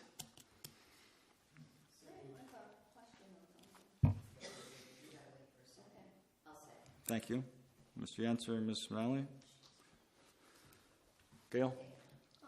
This is just for my information, but we have the after-school tutoring program, and it says $31 an hour for not more than 3 hours a week. How many weeks do they get tutoring through this program? The after-school tutoring program is for the students who have not scored proficient or advanced in the Keystone, so it's a required remediation that we have to do that's required by the state. Depending on the number of students, it'll depend on the amount of time, but right now it is 3 hours per week at the most. And the $31 is per their teacher contract. That's where that hourly rate comes from. So this is an ongoing thing that happens? Mm-hmm. Yep. And where does this funding come from? This comes out of the general budget. Any further comment? All those in favor signify by saying aye. Aye. Opposed? Ayes have it. Need a motion and a second to approve the recommendation to hire the following mentor for the appropriate teacher listed to the left of the mentor's name for the 2018-2019 school year. Pam Surface, Courtney Schleicher, Rachel Watts, Rachel Klotz. Mr. Wentz. Spinelli. Comments? All those in favor signify by saying aye. Aye. Opposed? The ayes have it. I'd like to take motion 10 as a consent agenda item, please. I need a motion and a second to approve the following school enrichment journey requests 1 through 22. Mr. Spinelli. Mr. Yenser. Comments? Which budget and what is the total amount of these programs? Do we have that number? I'd have to go through each individual one for the enrichment journeys. So a lot of them are covered through the PTOs at the elementary level, as you know, just looking at them through a glance. But to give you an exact amount, I wouldn't know if it's through chorus. Unless the chorus group is covering it, then it would be through the high school budget. If it's a middle school program, unless the middle school PTO is funding it, then it's the middle school budget. And elementary, unless the PTO is funding it, then it's through the elementary budget. For the best interest of the board, before we take a vote on this, and I can add it to new business if you'd like, Mr. Stern, but I'd like the agenda to include a line item that talks about the location of the funds and the amount of school funds that are being used for each motion on the agenda. For student enrichment trips? All motions on the agenda. So we should know where the money's coming from and how much the motion is spending.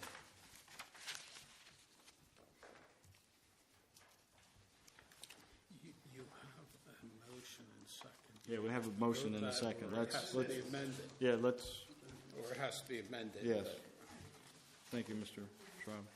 So I have a motion and a second to approve the student enrichment We had a trips. comment at the beginning of the meeting about item 10. Dave, how, you asked about using these programs for enriching the other students in the elementary center. How would you suggest we go about doing that? Because it looks like the whole grade is going, like grade 3 is going and grade 4 is going. So how would you share that information with the rest of the classes in the elementary center? Well, they already are probably to some extent, but because of the new ESSA requirements, we could probably use that same activity to meet some of the requirements by just asking them for those artifacts to put in their reports for the higher level. Right.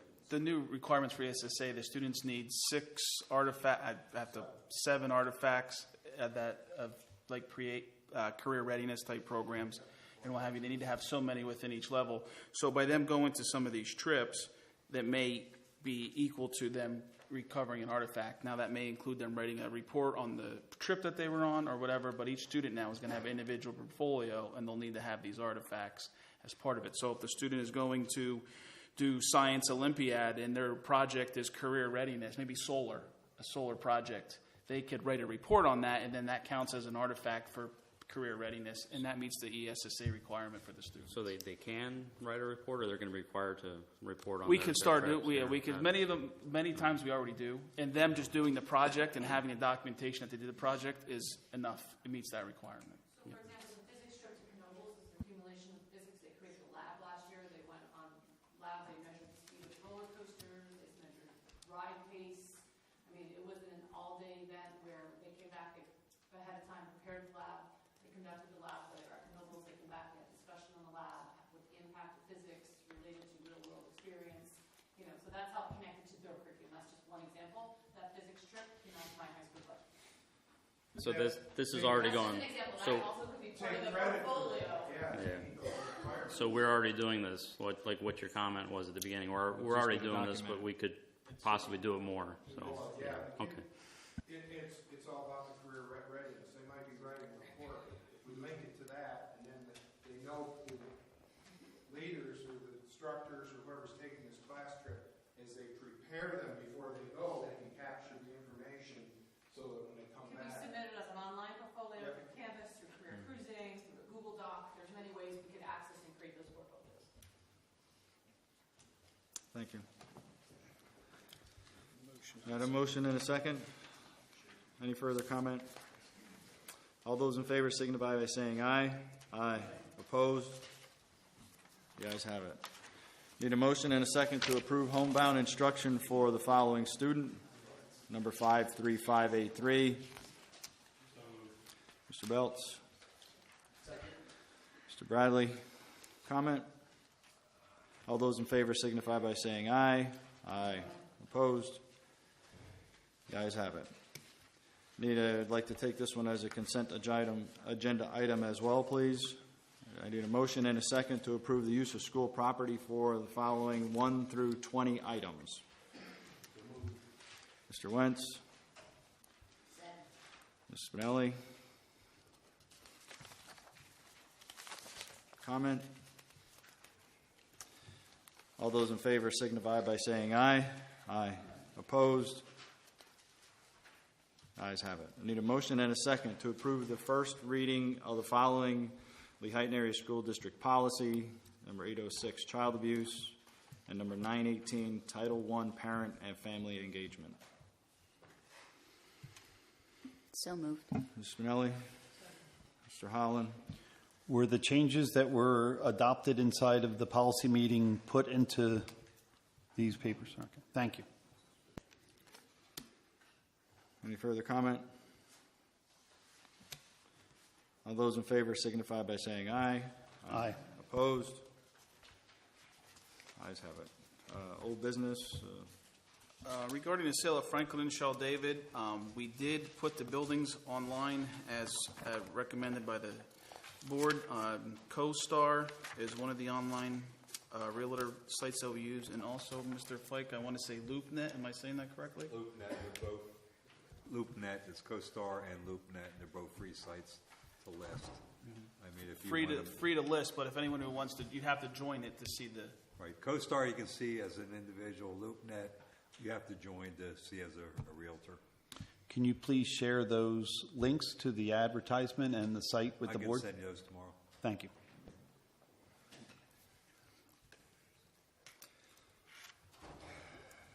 New business. We have the PSBA elections. Before we move past that, yes, sir. Franklin, I saw the weather, it's going to be down in the 40s next weekend, supposedly, so any thought of winterizing the buildings yet? So. Right now, we haven't been in that process. We do have our staff looking at exactly what's going to be required to winterize that building. I know we did talk to Mr. We did talk because it's a steam heated building. We won't be required to keep running the warm water through a loop to keep the building, heated.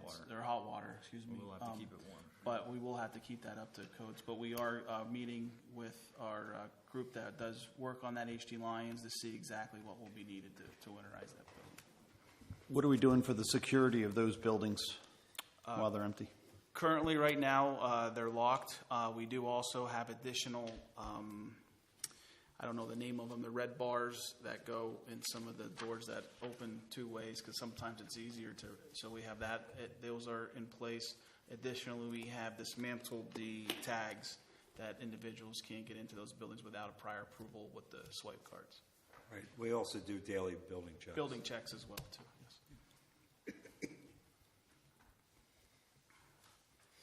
Any further discussion on?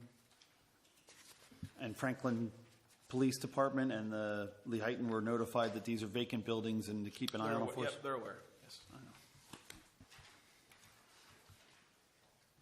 And we are keeping our security lighting on the outsides of it. Are we going to be taking down the school zone signs and stuff like that? That is through PennDOT. I'm not sure how that would work. We'd have to get through PennDOT and those type of things as well, and probably through the townships. At this point, depending on what the buildings are sold for, we didn't have any plan to take them down at this point. Just turned off. The speed signs are actually a township or borough function. I know over at East Penn, we're working through PP&L to get it disconnected on 895. actually the Well, I township's. think they're solar heated, solar Well, lighted it's over up there. to each township how they did it. East Penn, we had electric meters for the two signs. I don't know what Franklin has. Mahoning, I think, has, I don't know if they switched to solar or not, but it's up to the township to take care of it. Okay.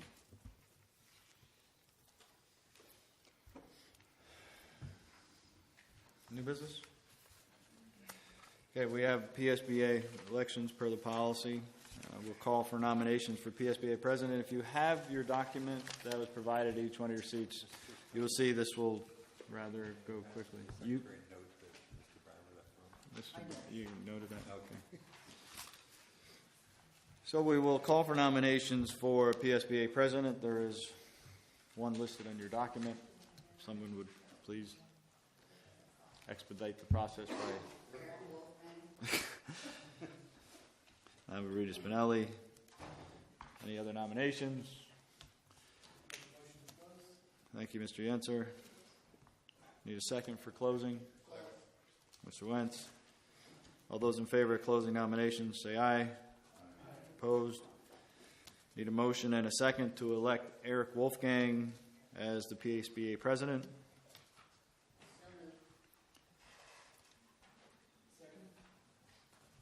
All those in favor signify by saying aye. Hang on a second. Can I make a comment or not? Sure, I didn't know you came back. No worries. Thank you. Appreciate that. There's only one person on this. Yeah, we know. You got to go through it. How is it considered an election? There's only one person that wants to do it. You and I both know that that's not the case. However, it's PSBA. How do you know? You're not even a member of PSBA, so how would you know, right? Correct? Actually, I do know because their information is available online, and anyone that can read can and look at it. you know that there was another candidate or not? I know that the way that they do these is by consent within the board after they give this board the rubber stamp to go do this. So I think as a board, we should actually try to have an election because it's through that election process Is there that anybody changes else you are would made. like to nominate, Mr. Bradley? I'd like the board as a whole to abstain from the PSBA rubber stamp process. That is your comment, and you can abstain. Well, you have a motion. I know. I have a vote. Thank you, Mr. Schwab. Need a motion and a second to elect Eric. I have a motion and a second to elect Eric Wolfgang as president of PSBA, president-elect of PSBA. All those in favor signify by saying aye. Aye. Opposed? Abstain.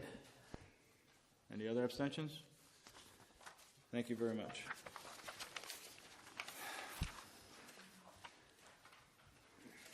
I would like nominations for the PSBA vice president per the PSBA policy.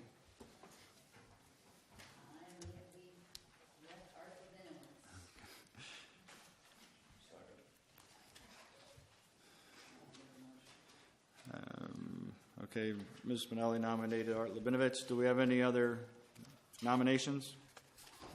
Need a motion and a second to close nominations?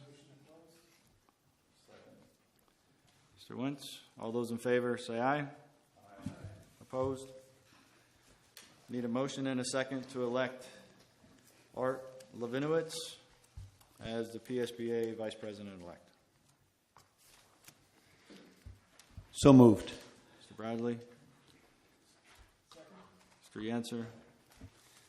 Rita, can you tell me why this guy's a good candidate that you... I have no idea, Mr. Bradley.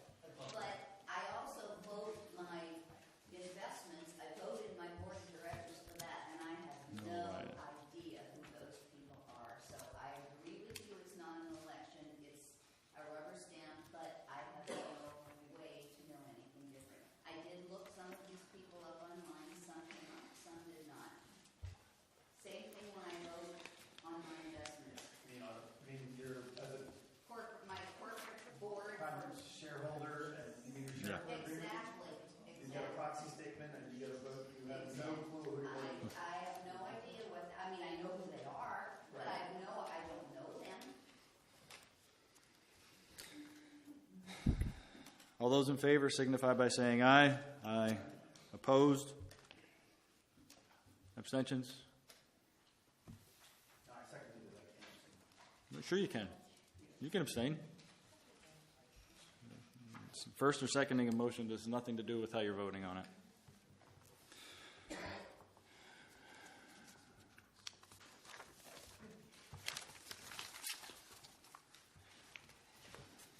Need nominations for the Eastern at-large 2019 position via the PSBA policy number 108. And again, there was only one candidate for the 3-year term.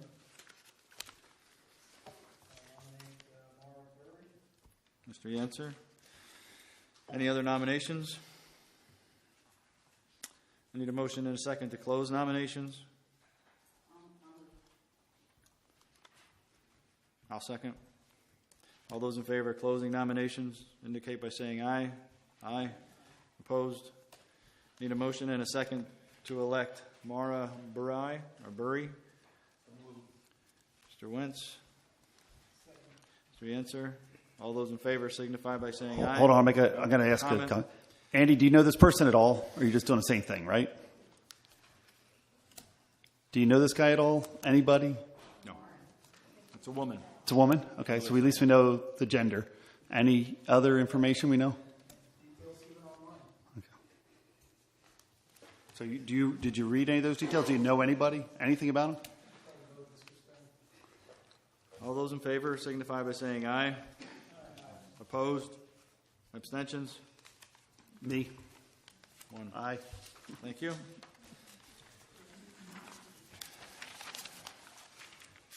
Section 4. I need a nomination for PSBA advisor. Again, only one candidate on the document. Mr. Gary Smedley. Mr. Yancer. Gary Smedley. Any other nominations? Need a motion and a second to close nominations. Mr. Wentz and Ms. Spinelli. All those in favor of closing nominations signify by saying aye. Aye. I need a motion and a second to elect Gary Smedley as PSBA advisor. Mr. Wentz. Ms. Spinelli. Comment? All those in favor signify by saying aye. Aye. Opposed? Abstain. And one abstention.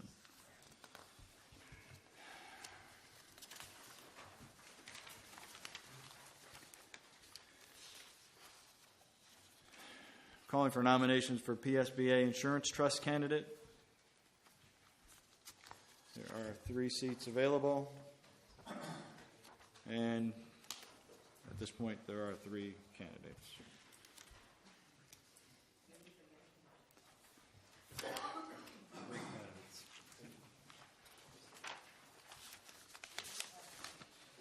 PSBA Insurance Trust, what did I do? Here. 3 candidates. 3 candidates, that's what I said. Okay. There's 3 seats and 3 candidates. Correct? Yep. Thank you. Mr. Ferrix, Mr. Lakoff, and Mr. Maines.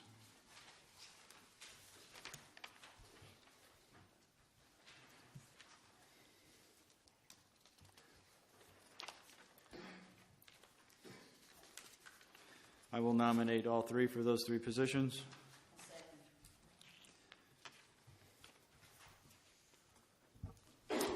I'm actually going to highly recommend, before you take that vote, I'm going to highly recommend that you remove Nathan Maines from your recommendation.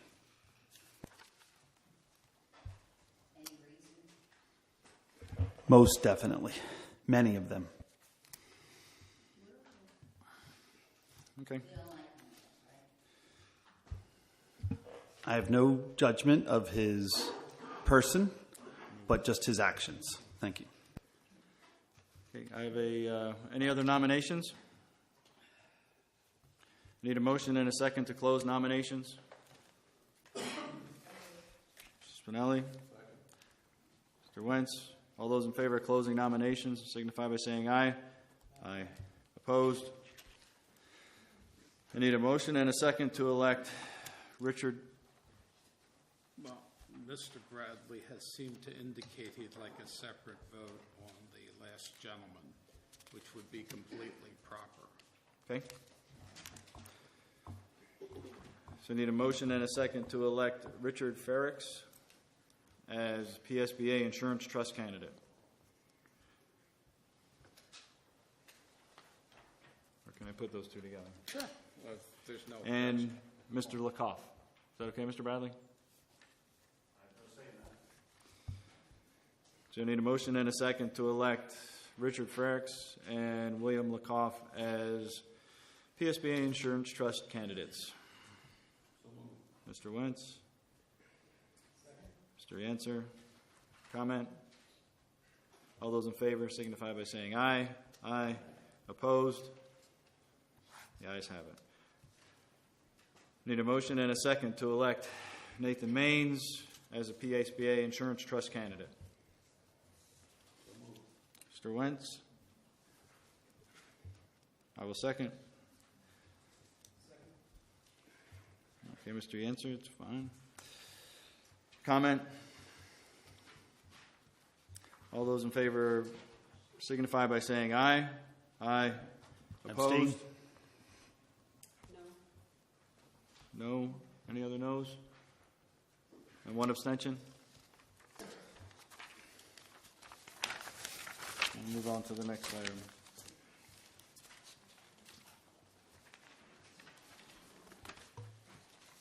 School Board Secretaries Forum, 3 seats. There are 3 candidates. I need a...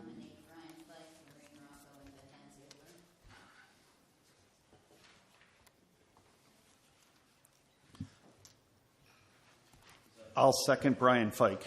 I will not second Rocco or Ziegler. This moment. Yeah. I'll make a motion to close nominations. I'll second it. Thank you. That was motion by Mr. Yenser, second by Ms. Mahalik. All in favor signifying by saying aye for closing of the nominations? Aye. Opposed? So we will vote these in multiples. Need a motion and a second to elect PSBA to PSBA Secretaries Forum Mr. Brian Fike. So moved. All those in favor signify by saying aye. Opposed? Thank you, Brian. Need a motion and a second to elect Lorraine Rocco to the PSBA School Board Secretaries Forum. Mr. Wentz. Mr. Wentz and Mr. Yenser to elect Lorraine Rocco. All those in favor, any comment? All those in favor signify by saying aye. Aye. Opposed? Abstain.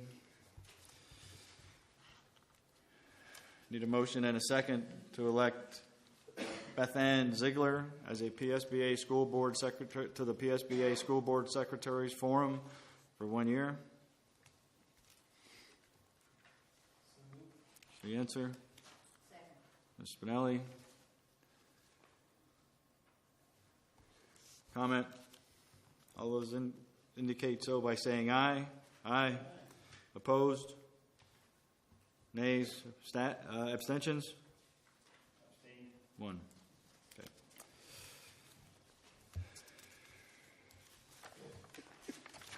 Okay, so now we have a president calls for PSBA nomination for School Board Secretaries Forum, a 2-year term, and there are 2 seats.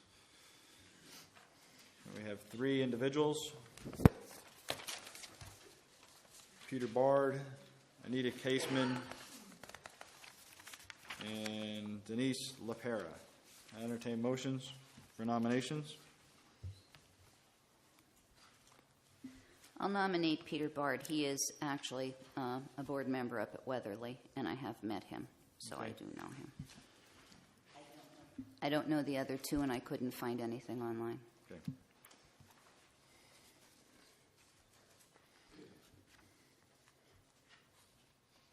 Says we may select up to 2. That doesn't mean we have to. Okay. So I take a vote to close nominations, please. Motion and a second. Ms. Spinelli. Mr. Yenser. All those in favor of closing nominations, say aye. Aye. I need a motion and a second to elect Peter Bard to the 2-year term for the PSBA School Board Secretaries Forum. So moved. I'll second. Any comment? I'd like to commend this board for actually knowing one of the people on this list. And Peter's a good guy, and we know who he is, and therefore this board can make an educated decision because they were given the information and the opportunity. Thank you. Thank you, Mr. Bradley. All those in favor signify by saying aye. Aye. Opposed? 0 abstentions. On the director's concerns. I would like to make a comment under director's concerns. I've heard some rumblings on Facebook about children not having enough time to eat during lunch. And I would like to hear from Superintendent Cleaver what's behind all of this.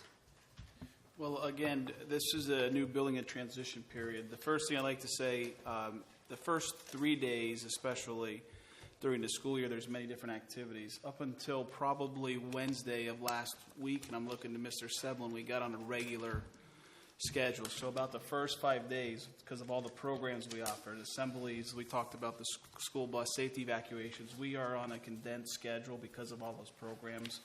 Since then, we've been up and running. Also, some things that play into that is it takes a little bit for the students to know their numbers, so it takes them a little bit longer to get through the lunch lines because they have to physically go through and look up the number instead of the students punching in. So especially for the kindergartners, when it's the first time they're doing it, it takes a little bit of time to remember that number, so that plays a role into it.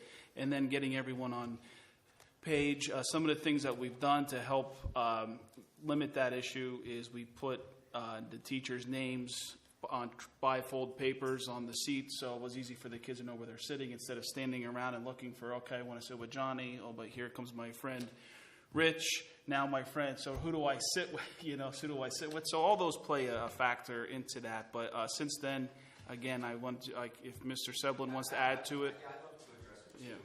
I mean, so we have done a couple of different things, in order to get that many kids through the lines as quickly as possible, and making sure that they do have enough time. Some of the kids go out to recess prior to coming to the cafeteria, and some of the other kids have lunch outside. So one of the things that we've done, the kids all have colored cards now when they come down, and it signifies the different lunch choices that they have, so that when they're going through the line, it speeds things up. The kids don't have to go up there and think, I want a hamburger or a chicken patty. They decide that in the classroom in the morning, they come down, and it makes them go through the line rather quickly. And that was something that we did a couple days into it, again, to try and speed up the process. The other things, I don't know how well or how often you've worked with young children. So sometimes when they come into the room, it's more of a social piece than sitting down and eating. And we are encouraging the kids, myself, Dr. Magala, the lunchtime aides, the teachers, because the teachers are in there for a bit before they go to their lunch. Sit down, start eating. Not as much talking, but a little bit more eating. And again, it has gotten better. But I would direct Mrs. Beers or anyone else on the board, if you do hear something like that, whether it's on Facebook or Instagram or you're hearing something at the bus stop, please contact me directly. I've certainly learned that you can't believe everything you're reading, on Facebook or Instagram. Talk to me directly. I have not had a direct conversation with someone about our lunches, but I'm happy to address that with anyone. But they have, to Mr. Cleaver's point though too, certainly has improved. The kids are getting, their time. I have young kids of my own. When they come home, they don't always eat what we have in their lunch boxes. Okay, I wish they would eat everything. And again, we don't force the kids to eat, but we are certainly encouraging the kids, eat a little bit more. And we also, even before they can go up and get a snack or something like that, if they don't eat the majority of what their parents are packing or what they are buying at lunch, we don't allow them to do that because we do want them to eat, what they have. What is the total amount of time from when the bell rings for lunch until the bell's done for lunch? Oh, we don't have a bell system for lunch. I know, but what's the time between Okay, so they start have and finish? About 30 minutes. Yeah, 30 I minutes. can add that I've been down there, and when class gets out of line from serving to the time they dismiss them to go to recess, it's 20 minutes. So they have their meal on their table for 20 minutes before they can go recess. And the lunch aides will not let them leave if they're not done eating. And it varies as well. I mean, if a student is packing, they sit down before a student that is buying their lunch. But it's a 30-minute lunch period. Right. And how many kids are going through this process? I mean, you got 20 minutes. 20 minutes of eating. 20 minutes. Well, it's 30-minute lunch period, but they got to go through lines and everything else Right, to so get they there. no matter what, they have 20 minutes eating period. But the question is, how many kids are you pumping through this cafeteria in that 30-minute period? We have 2 classes coming in on each side every 5 minutes. So we have a couple hundred kids going through there. It's a couple hundred kids every hour, every half hour? Every half hour to hour. So 300 is a couple, or 200 is a couple? Between 200 and 300. I can't give you an exact amount. Okay. I mean, we only have... looking at it. We have about 1,200 kids in this school, right? No, we have a little over 1,000 kids in A little over 1,000? Okay. And how many lunch periods do we have total?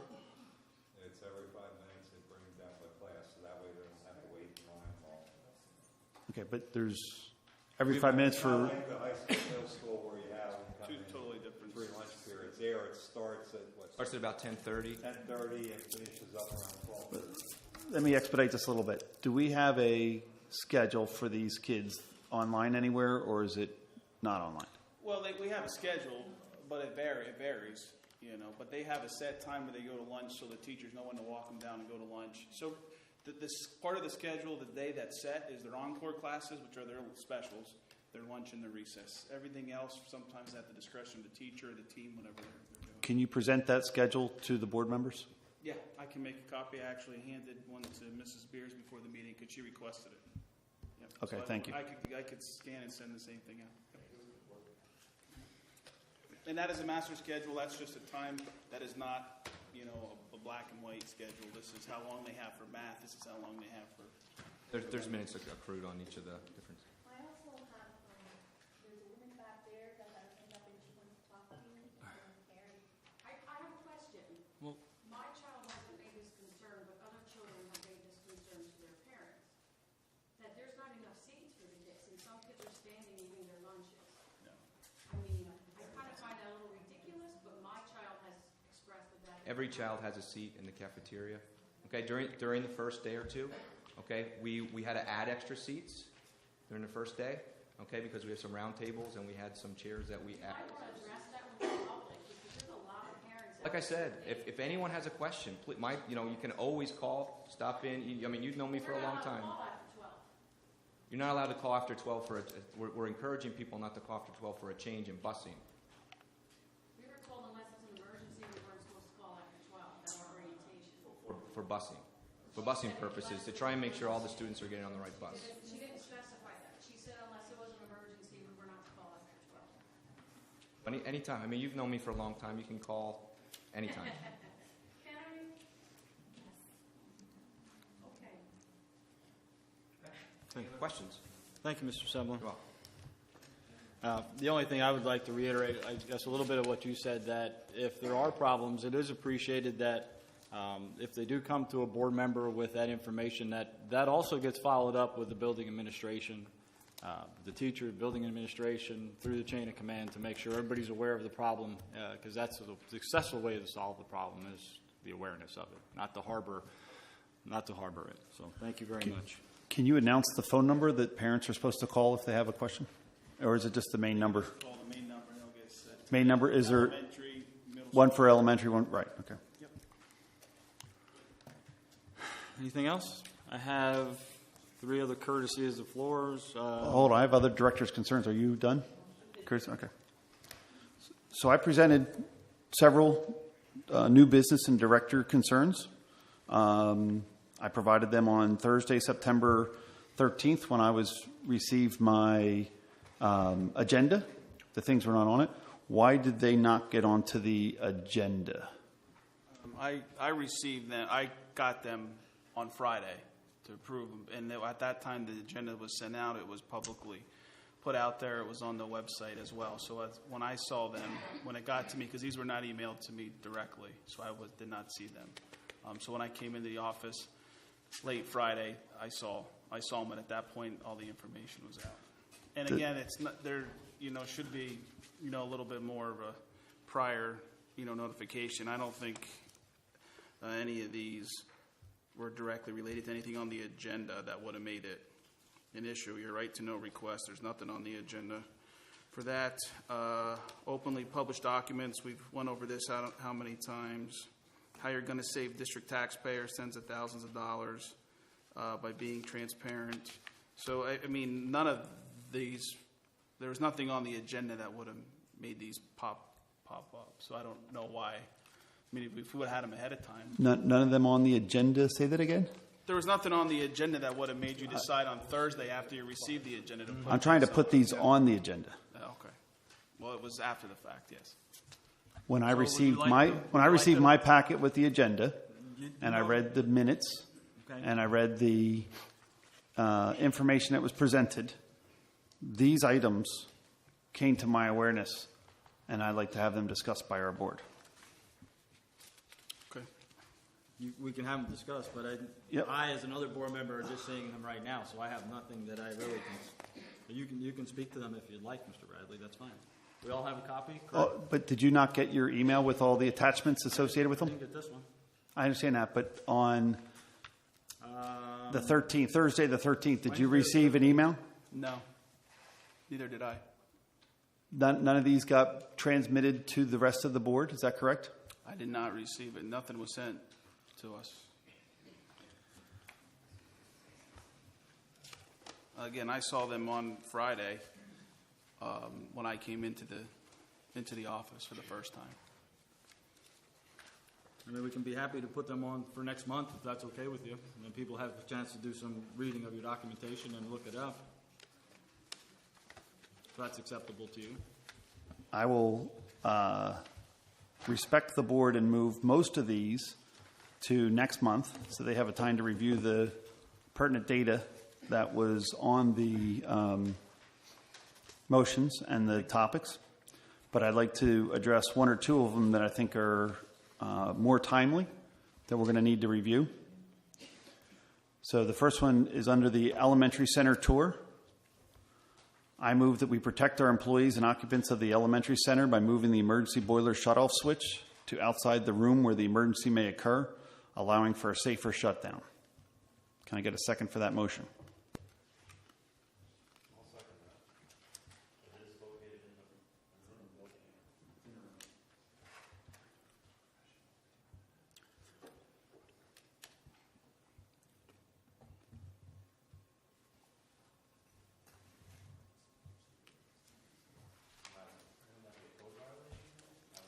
There's no code violation that I'm aware of, Mr. Wells.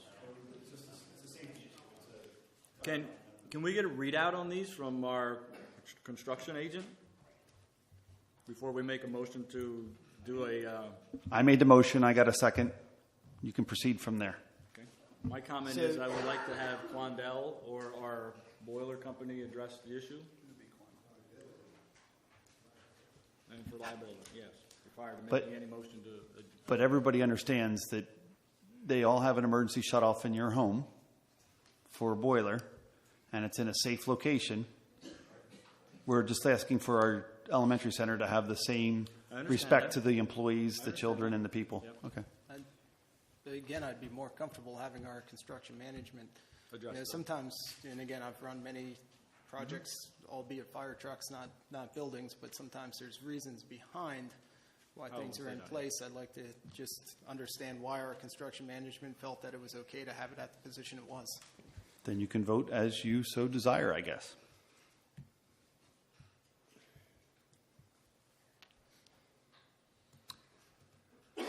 So there's a motion and a second by Mr.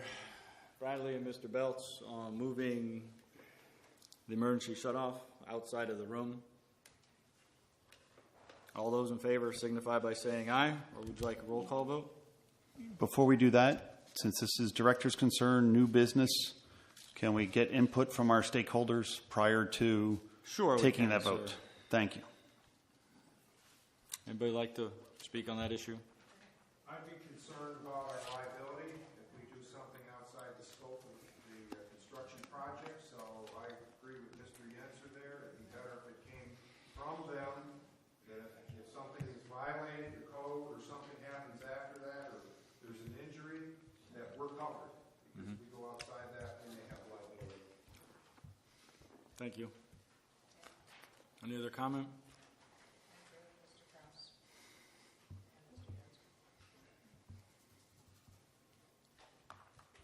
As I stated, my comment would be that I appreciate you bringing these things forward, Mr. Bradley, because it's kind of your business.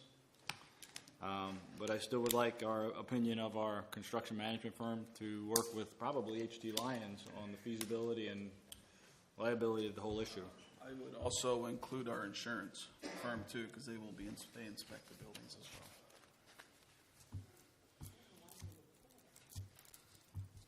well. Okay. Yeah. That's why we should ask them that question. I'm sorry, I missed that comment. Can you turn on your mic? Oh, I just kind of wonder why they would even put it inside where the shutoff is. I don't know why they would put it there. It doesn't seem to me make sense.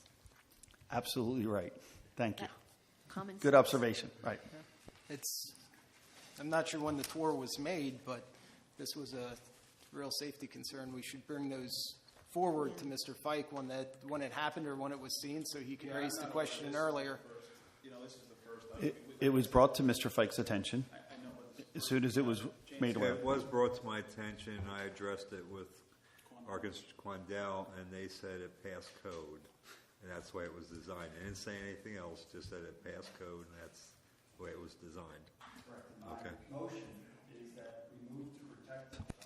And my motion, regardless of code, is that I move that we protect our employees and occupants of the Lehighton Elementary Center by moving the emergency boiler shutoff switch out of the room where an emergency may occur, allowing for a safer shutoff. Thank you. Would that new location meet code? Well, first of all, I'm not sure if you mean move the switch or put an additional switch. Because most homes you have a switch on the boiler itself plus the one up at the top of your steps. Yeah, there's one that's on the boiler. So that's separate. You wouldn't be moving a switch. This is the emergency. Well, no, this is the emergency shutoff switch. Right. I sent you pictures. That emergency shutoff switch is located on the inside wall behind the chillers, for lack of a better term. And so you have to actually go into the room and go behind something to get to it to shut it off. All I want to do is move it outside that room so that someone does not have to enter a room where an emergency is to shut something off. That's the value of having those two switches. We defeated that value. So you're looking at additional. I'm just moving one, the emergency shutoff switch. The other one is just a switch on the boiler itself. So this is different from the lockout for when they're working on it. Like if someone's going to work on it, they lock it out so no one can. This is separate. Okay. This is the emergency boiler shutoff switch, not lockout, tag out, or lotto, or anything on that side. Correct. So it's just like a breaker switch, light switch? No, it's an emergency switch that you push one time like a and you say, panic button. There you go, perfect example. Okay. Shut it down. And anybody that sees the emergency can have access to shut it down. Okay. All those in favor signify by saying aye.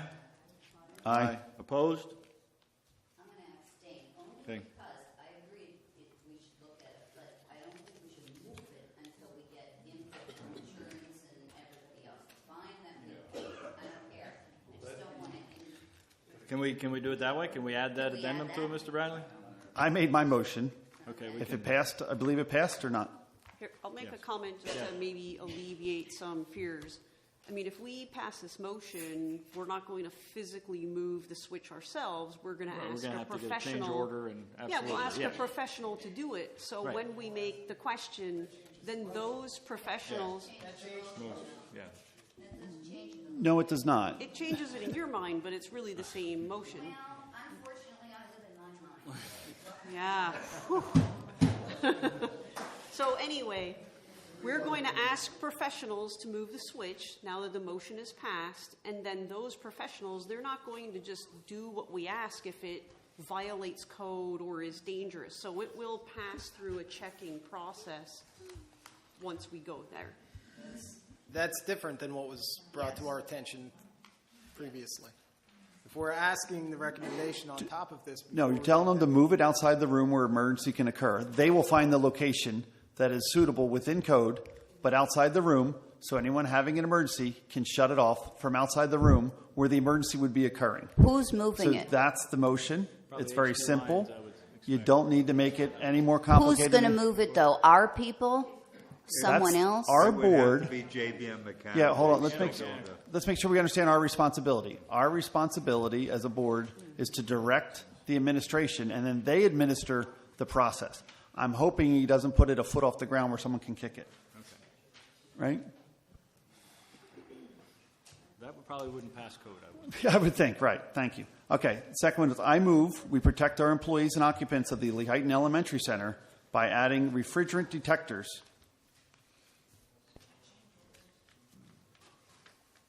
I'll second it.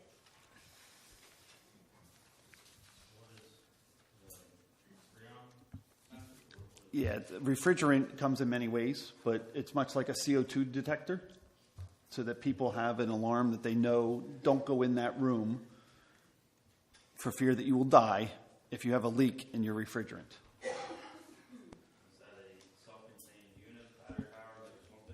Correct, yeah. You're just basically adding a detector to say, they usually are alarmed light and or sound for the detection.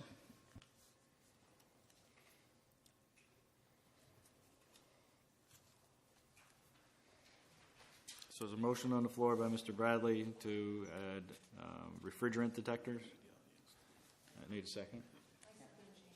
Gail, second it. Okay. Any comments? This is in the mechanical room, right? Yes, sir. Okay. Wouldn't you need a change order? And Yes. you need a dollar amount? Yes. If it's over $10,000, it'd come back to the board. I don't know that it would be over. I'm guessing it wouldn't be over $10,000.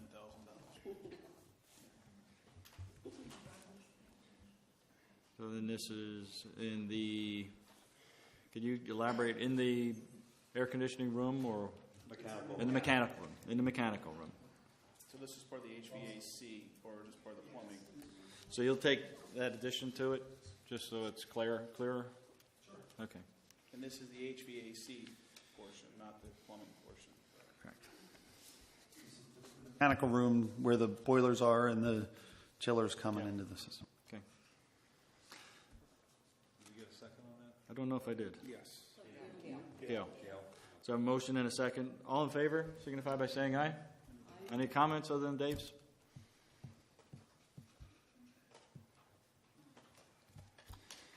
All those in favor signify by saying aye. Aye. Opposed? Okay. Ayes have it. I move we identify and immediately repair the leaking ductwork in the area near the cooling towers so to reduce the risk of mold and disease from entering the Lehighton Elementary Center. I'll second it. Is there such a leak? Yes. What happened? I'm unaware. I know there's a punch list. There was some flashing that was missing. I don't know this. As far as I know, this may be repaired already, but that's something that we could check on immediately. I'm not aware of currently that it is, but it may. I don't know. Low bar was supposed to have the flashing people there. It's up on the roof vent that comes down through. It's actually, they don't think it's actually coming through where the vent goes through. The air intake is like a J, but that's not sealed properly, and they think it's coming through that and then coming down actually inside the vent. So they have them out there working on that. Okay. Because actually on the first floor, the water is coming inside the vent, not on the outside of the vent where it was on the second. Correct. Yeah. I was looking at this. I think it wicks. I think some of it's wicking through, but we can. Yeah, but it's make sure like we understand. Ductwork is not sealed properly where it's put together. In all fairness, let's make sure we as a board understand what we're doing is authorizing you, as our administration, to administer to the needs of the board, which is to fix this. And then if you need funds or things, you come back to the board, and then it's our responsibility to try to support you in that regard. Thank you for that clarification. No problem. So All a right. motion, and is there a second? A motion was by David. Is there a second? Yeah. By Gail. All those in favor signify by saying aye. Aye. Opposed? Ayes have it.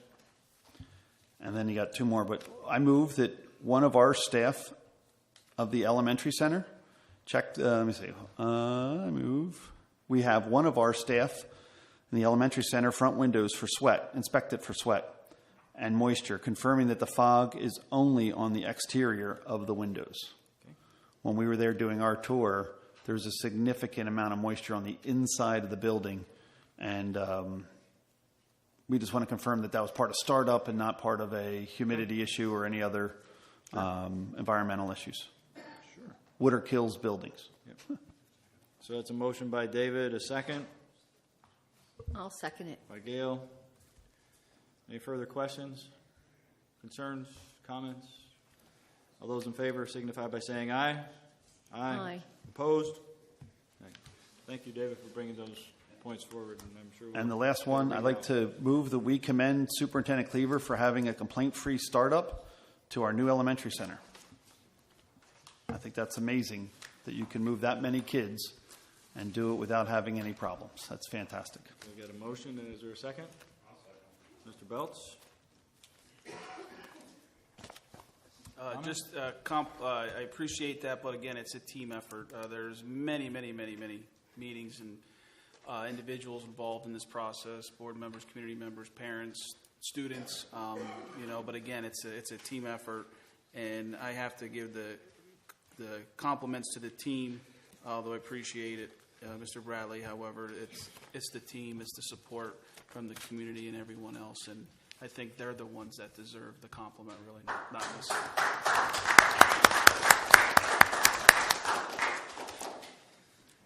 Okay.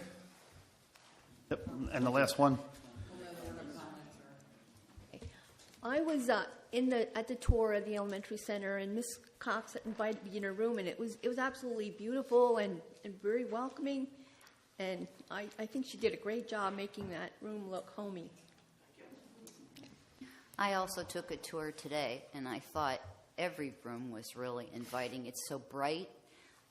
They're starting to put nice cheery things around. Everyone seemed content, so it was very nice.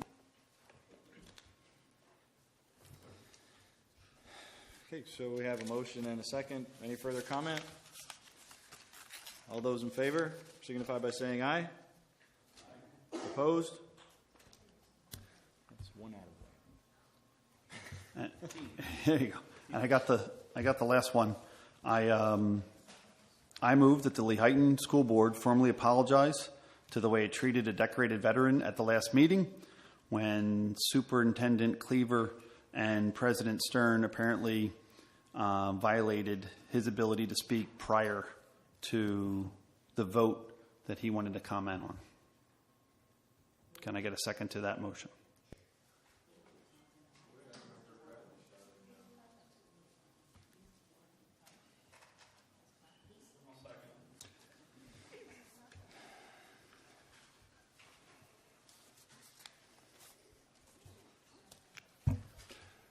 Mr. Wortman, you look puzzled. I don't understand what you're trying to say.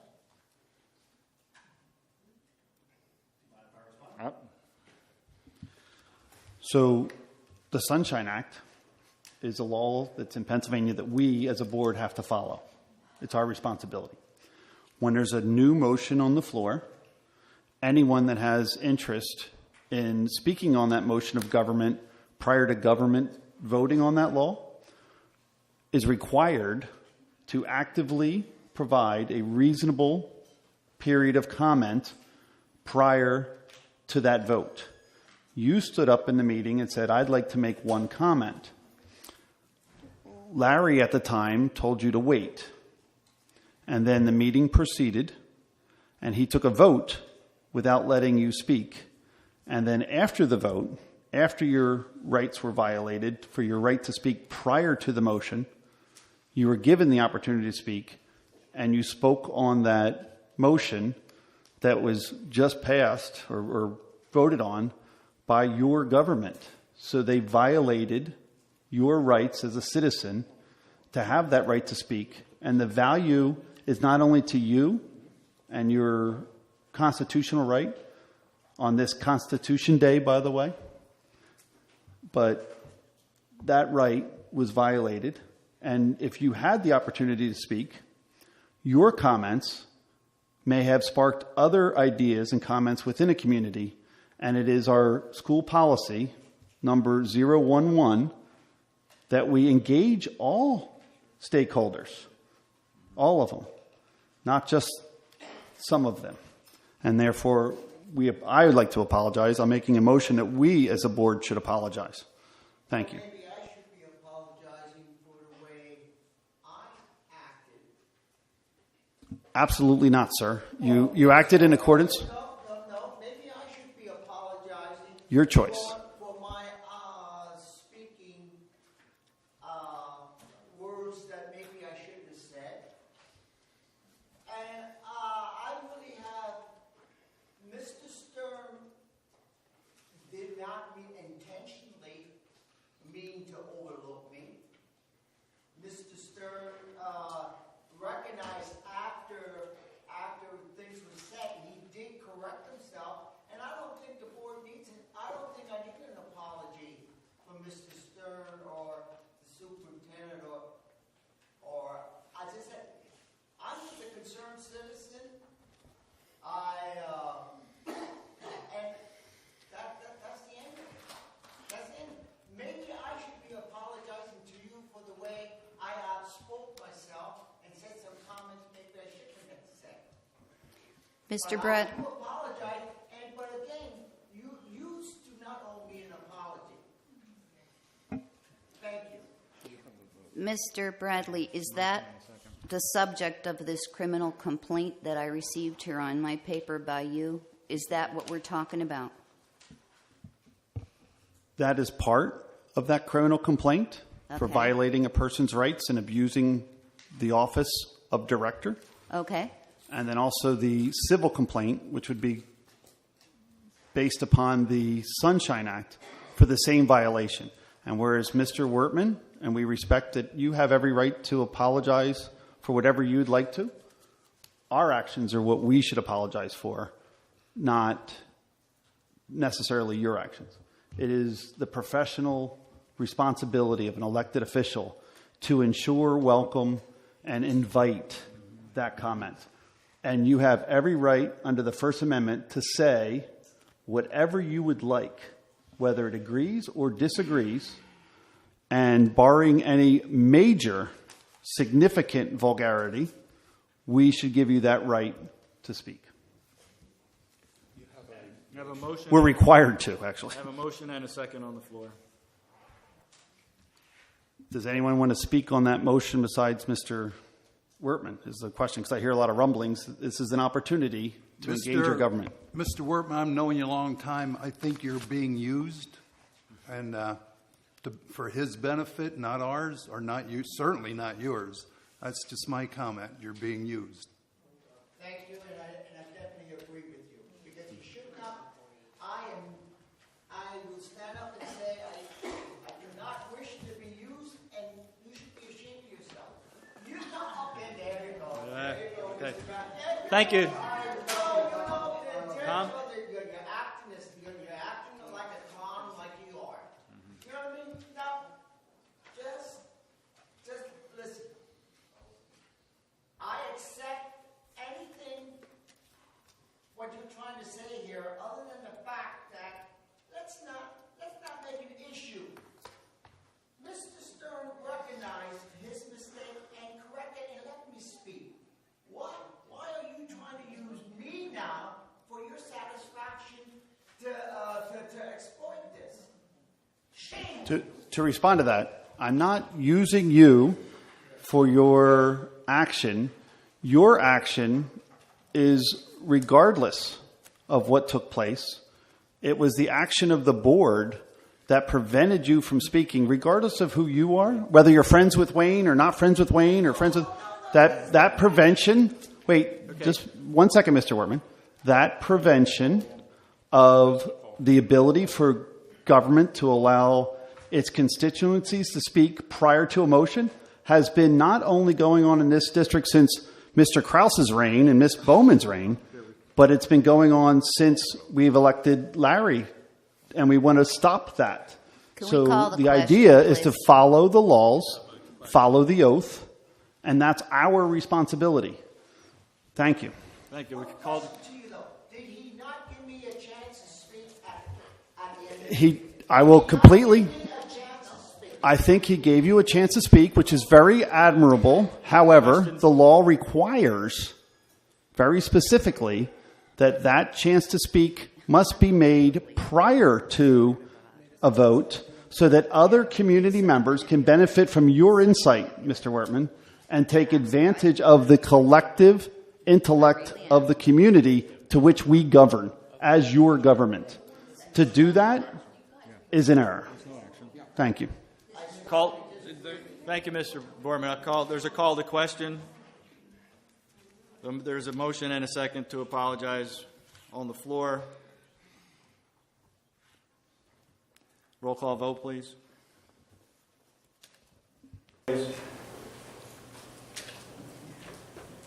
Mr. Andrew Yancer? No, to abstain, I did not. Ms. Joy Beers? Yes. Mr. Richard Belts? Yes. Mr. David Bradley? Yes. Mr. Stephen Holland? No. Mrs. Gail Mahalik? Yes. Mrs. Rita Spinelli? No, I will apologize to Tom for what he has to go through with this. Mr. Wayne West? As a veteran, I abstain. Mr. Larry Stern? No. Okay, so I have 4 yes, 3 no, and 2 abstentions. Motion denied. Anything else, Mr. Bradley? No, thank you. Courtesy of the floor, we'll move on to Ms. Carrie Sidler.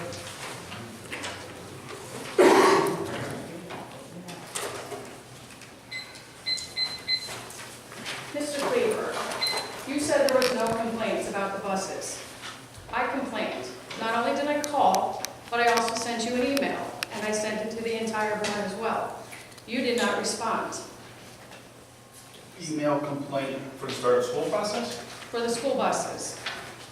During the start of I school? mean, everybody knows that I sent the email because somebody got the right to know and posted it online for the whole world to see, but During that's the not start an of issue. school? About the start of school process? Thursday, August 30th, I sent you an email. Okay. So that wasn't about the start of school? It was about my daughter's bus schedule. Okay. My daughter's bus schedule is an hour longer than it was last year. She's getting home over an hour longer than last year.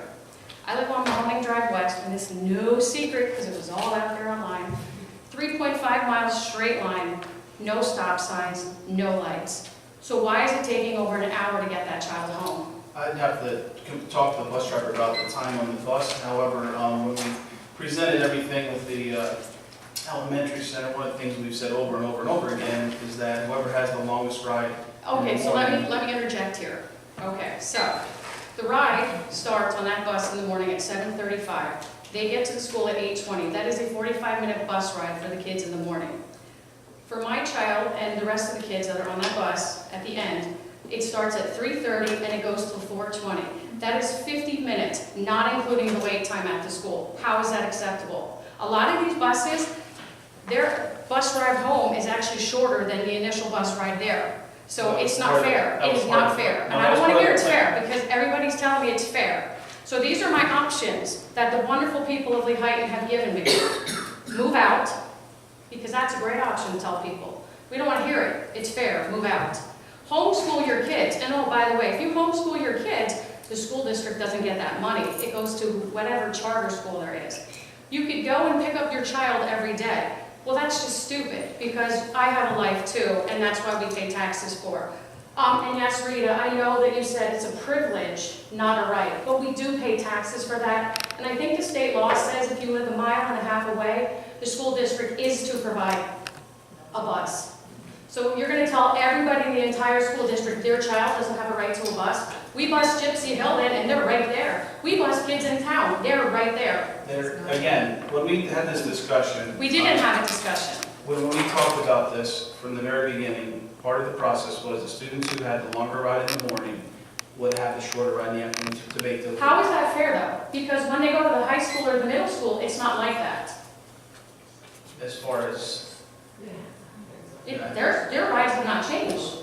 For the high school and middle school? Yes, they have not changed. Other than the 20 minutes that you guys tacked on without really notifying the people, except for like a week in advance. So thank you, we appreciate that as well. You could have given us a little more of a heads up for that.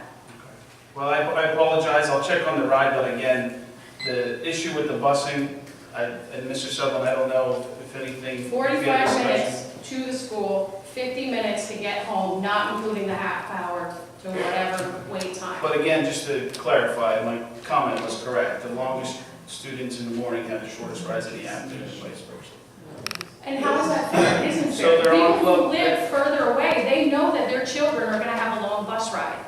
When they buy their properties, lease, rent, sell, when they sign on the dotted line, they do that knowing very well that their children are going to have a long bus ride to and from school. They've already made that decision. When I bought my property, I did my due diligence. I went and I got a hold of the school and everything, and I checked, because I did not want my child on that bus for a long period of time. I checked. It's 3.5 miles to the middle school, high school area. 3.5. That's not including when we went to Mahoning. So it is fair. It is fair. They chose to live further away. They knew they were going to have a long bus ride. Because eventually their children are going to go to the middle school or the high school. So it is fair. So how is this fair? That's your opinion. My opinion is different than yours. But of course, we don't. Hold on 1 second, both of you, and I really appreciate this meeting, and it's awesome. But I can tell that it's emotional to you, Well, which is I'm not happy about this. I'm not happy that he could have responded to my email and we wouldn't be here right now.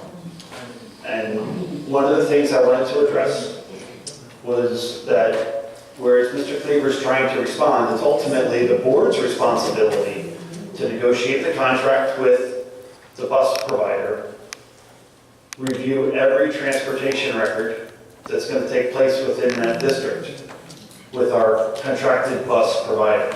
So one of the things I did when I got your email, and now I think we're playing semantics, but a complaint is official, filed within a school policy.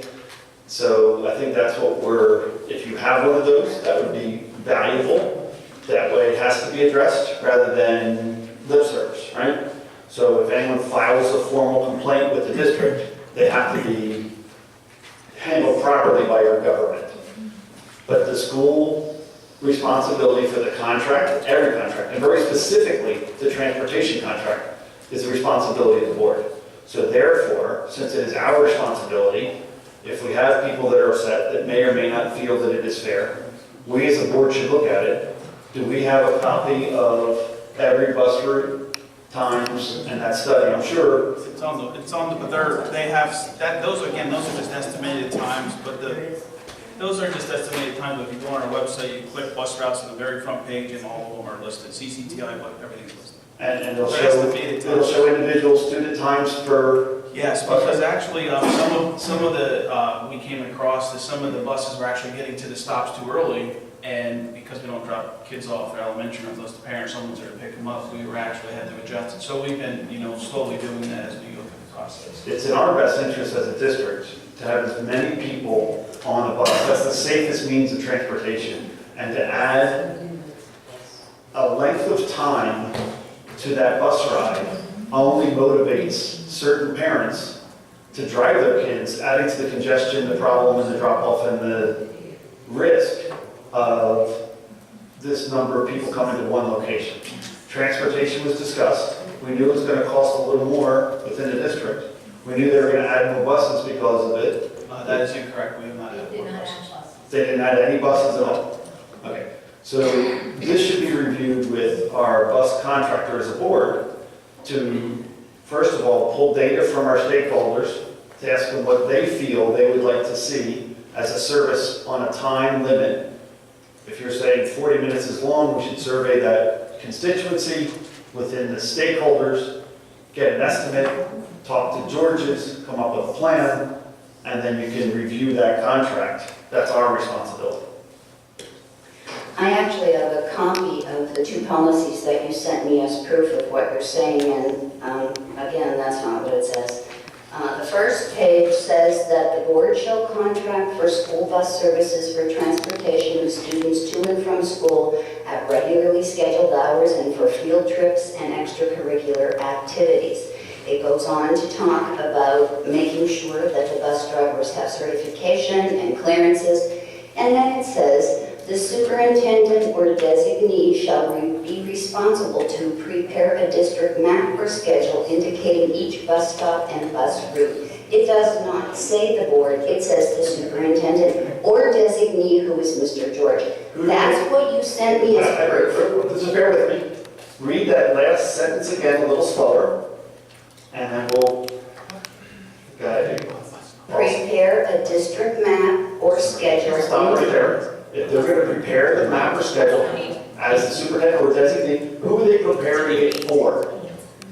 They're preparing it for the students.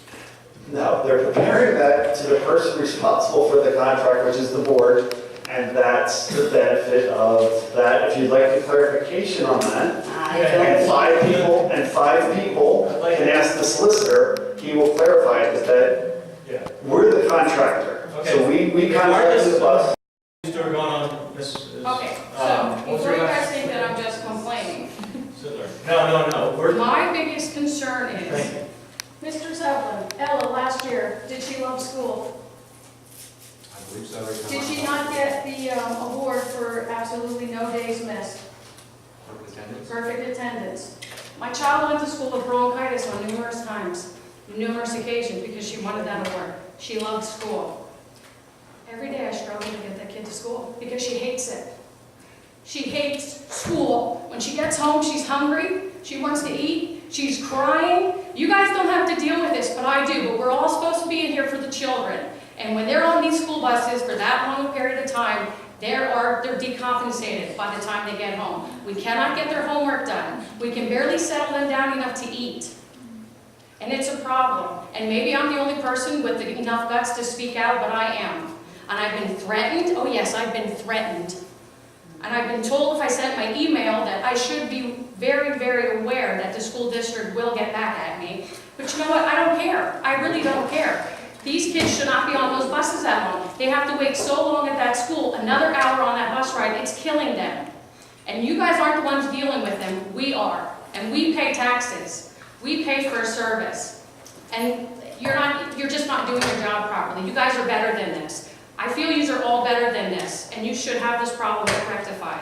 You're better than this. Okay, thank you. Thank you for bringing forward. Hold on. I move that we as a board listen to our stakeholder and organize a meeting where the board, as a workshop, reviews this busing and finds out what we can do. Because not only do I feel the same pain that she's speaking of with kids that are that young of an age for that long of a bus ride. That's a commute. They're supposed to just be going to school. They're 9 years old, 8 years old, 7 years old, 6 years old. They're sitting at the school for a half hour waiting to get on a bus. And then some of them are on the bus for another hour. An hour. Some of those kids are on the bus for 15 minutes, but some of them are on for an additional hour. So that makes their ride an hour and a half after school is over. How long is your ride in the morning? It's quick. She has the same pickup time that she did last year, around 8:15. Okay, thank you. Bus 8's arriving in school at about 8:27. Why do they get held at school before they get on the bus? That I'm not understanding. Well, they've always had times where the buses come at different times because they do the secondary run. Because most of them only have 15 to 17 minutes from their middle school, high school drop-off kids to get back to the. I had the research, I did the math. So the secondary buses, the students. So can I get a second on the motion for that we have a workshop and we actually dig into this as a board, our responsibility to review what's actually going on, rather than abdicating that responsibility completely to our administration. I'll second that.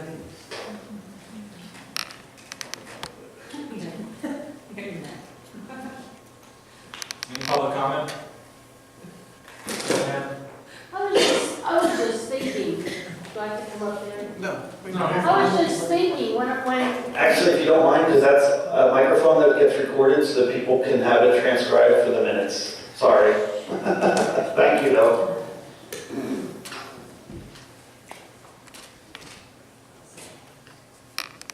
My name's Karen Bynum. I have a special ed child who's 37, used to come to this program, then went with the IU. I mean, lots of times he would have an hour and a half bus ride. That was just what I had to suck up, you know, because of being either brought to the district or brought out of the district, wherever the need was to fill his needs. But that's besides the point.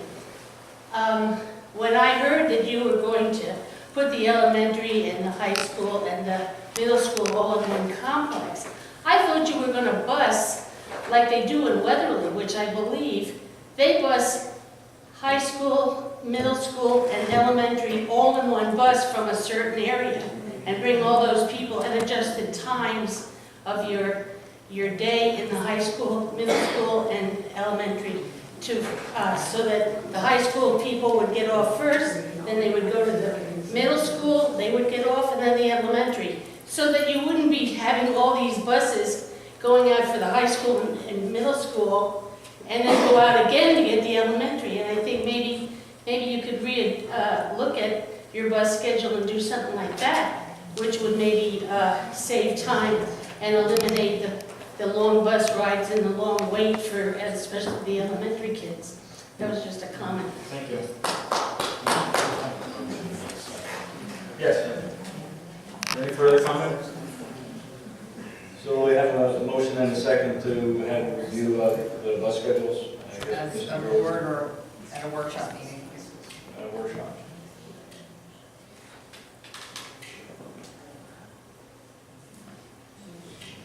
Want me to do a roll call? Unless you can. Sure. Secondary too. No, this is going to be sure to have. He's the only one.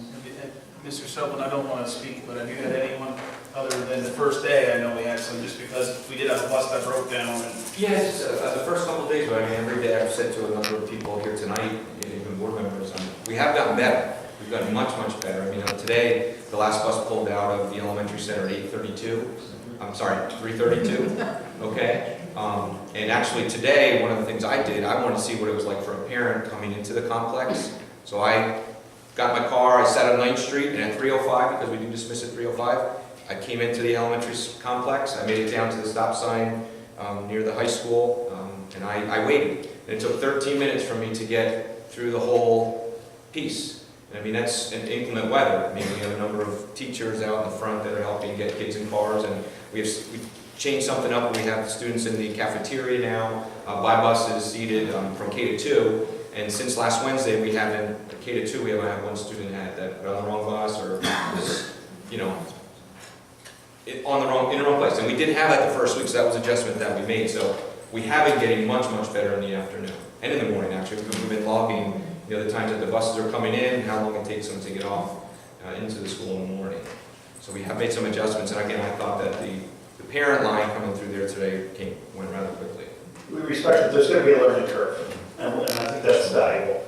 The more people we put on a bus, the less that time going through with all those parents. The timing of that bus ride is also critical to the number of parents. If we can survey some of the information, find out what's going on. George's is the most amazing company to have that many people that they can hire to show up responsibly every day. It's a manpower issue, and they do a good job of it. But a workshop meeting for the entire transportation contract, our responsibility, should be done where parents can put an expectation on their government, and then their government, I can't believe what I'm saying this, can solve the problem in conjunction with our subcontractor. It shouldn't be that hard of a problem to solve. Thank you. And I want to publicly say, too, I mean, the first 2 weeks, we had Mr. Fike, Mr. Cleaver, Mr. Tack. They were all there helping, you know, like you said, I mean, trying to get through that process. And again, it got better. It's getting better and better every day. It's a calculation of metrics. It's really just a math problem. If we can calculate the metrics, pull the numbers together, there's enough smart people in this room that can run that algorithm with Georgia. They have programs for this. And we can find out what we as a board should define what the maximum is. and then find out whether or not Georges can support that as a contractor, how they can support it, and what the cost changes would be. And if you're putting middle with high school, I don't think I want personally, but it's a board workshop, to put a kindergartner on the high school. Right, you get it. Thank you. Okay, we have a motion and a second on the floor. All those in favor of having a workshop meeting, signify by saying aye. Aye. Opposed? Okay. Very good. Next, Mrs. Barbara Bose.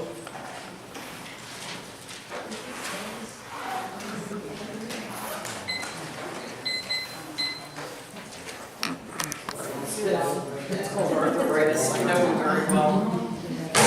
Okay, I've got a couple of things I want to comment on.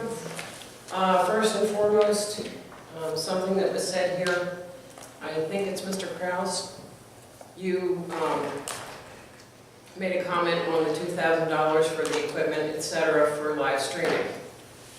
I know it was addressed. Live streaming is important for people who I would like to watch meetings if I'm too stiff to get here, because it happens. And like Dave said, kids can see how their government works. I don't know we want them to see this, but you know, it's possible on some occasions. But we're talking about I think it was $186,000 for tennis courts, $2 grand a drop in the bucket. $6.55 million for a new stadium. $2 grand a drop in the bucket to make the community happy and to make them understand what happens at these meetings.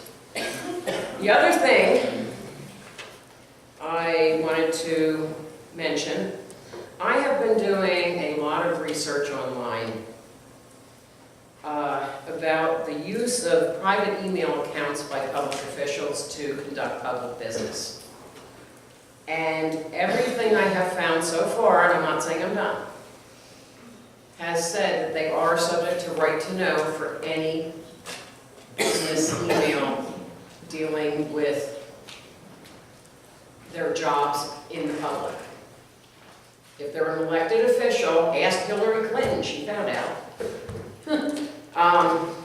It's subject to right to know, at least in Pennsylvania. Different states have different laws, but Pennsylvania states that it is, and like I said, I'm still researching.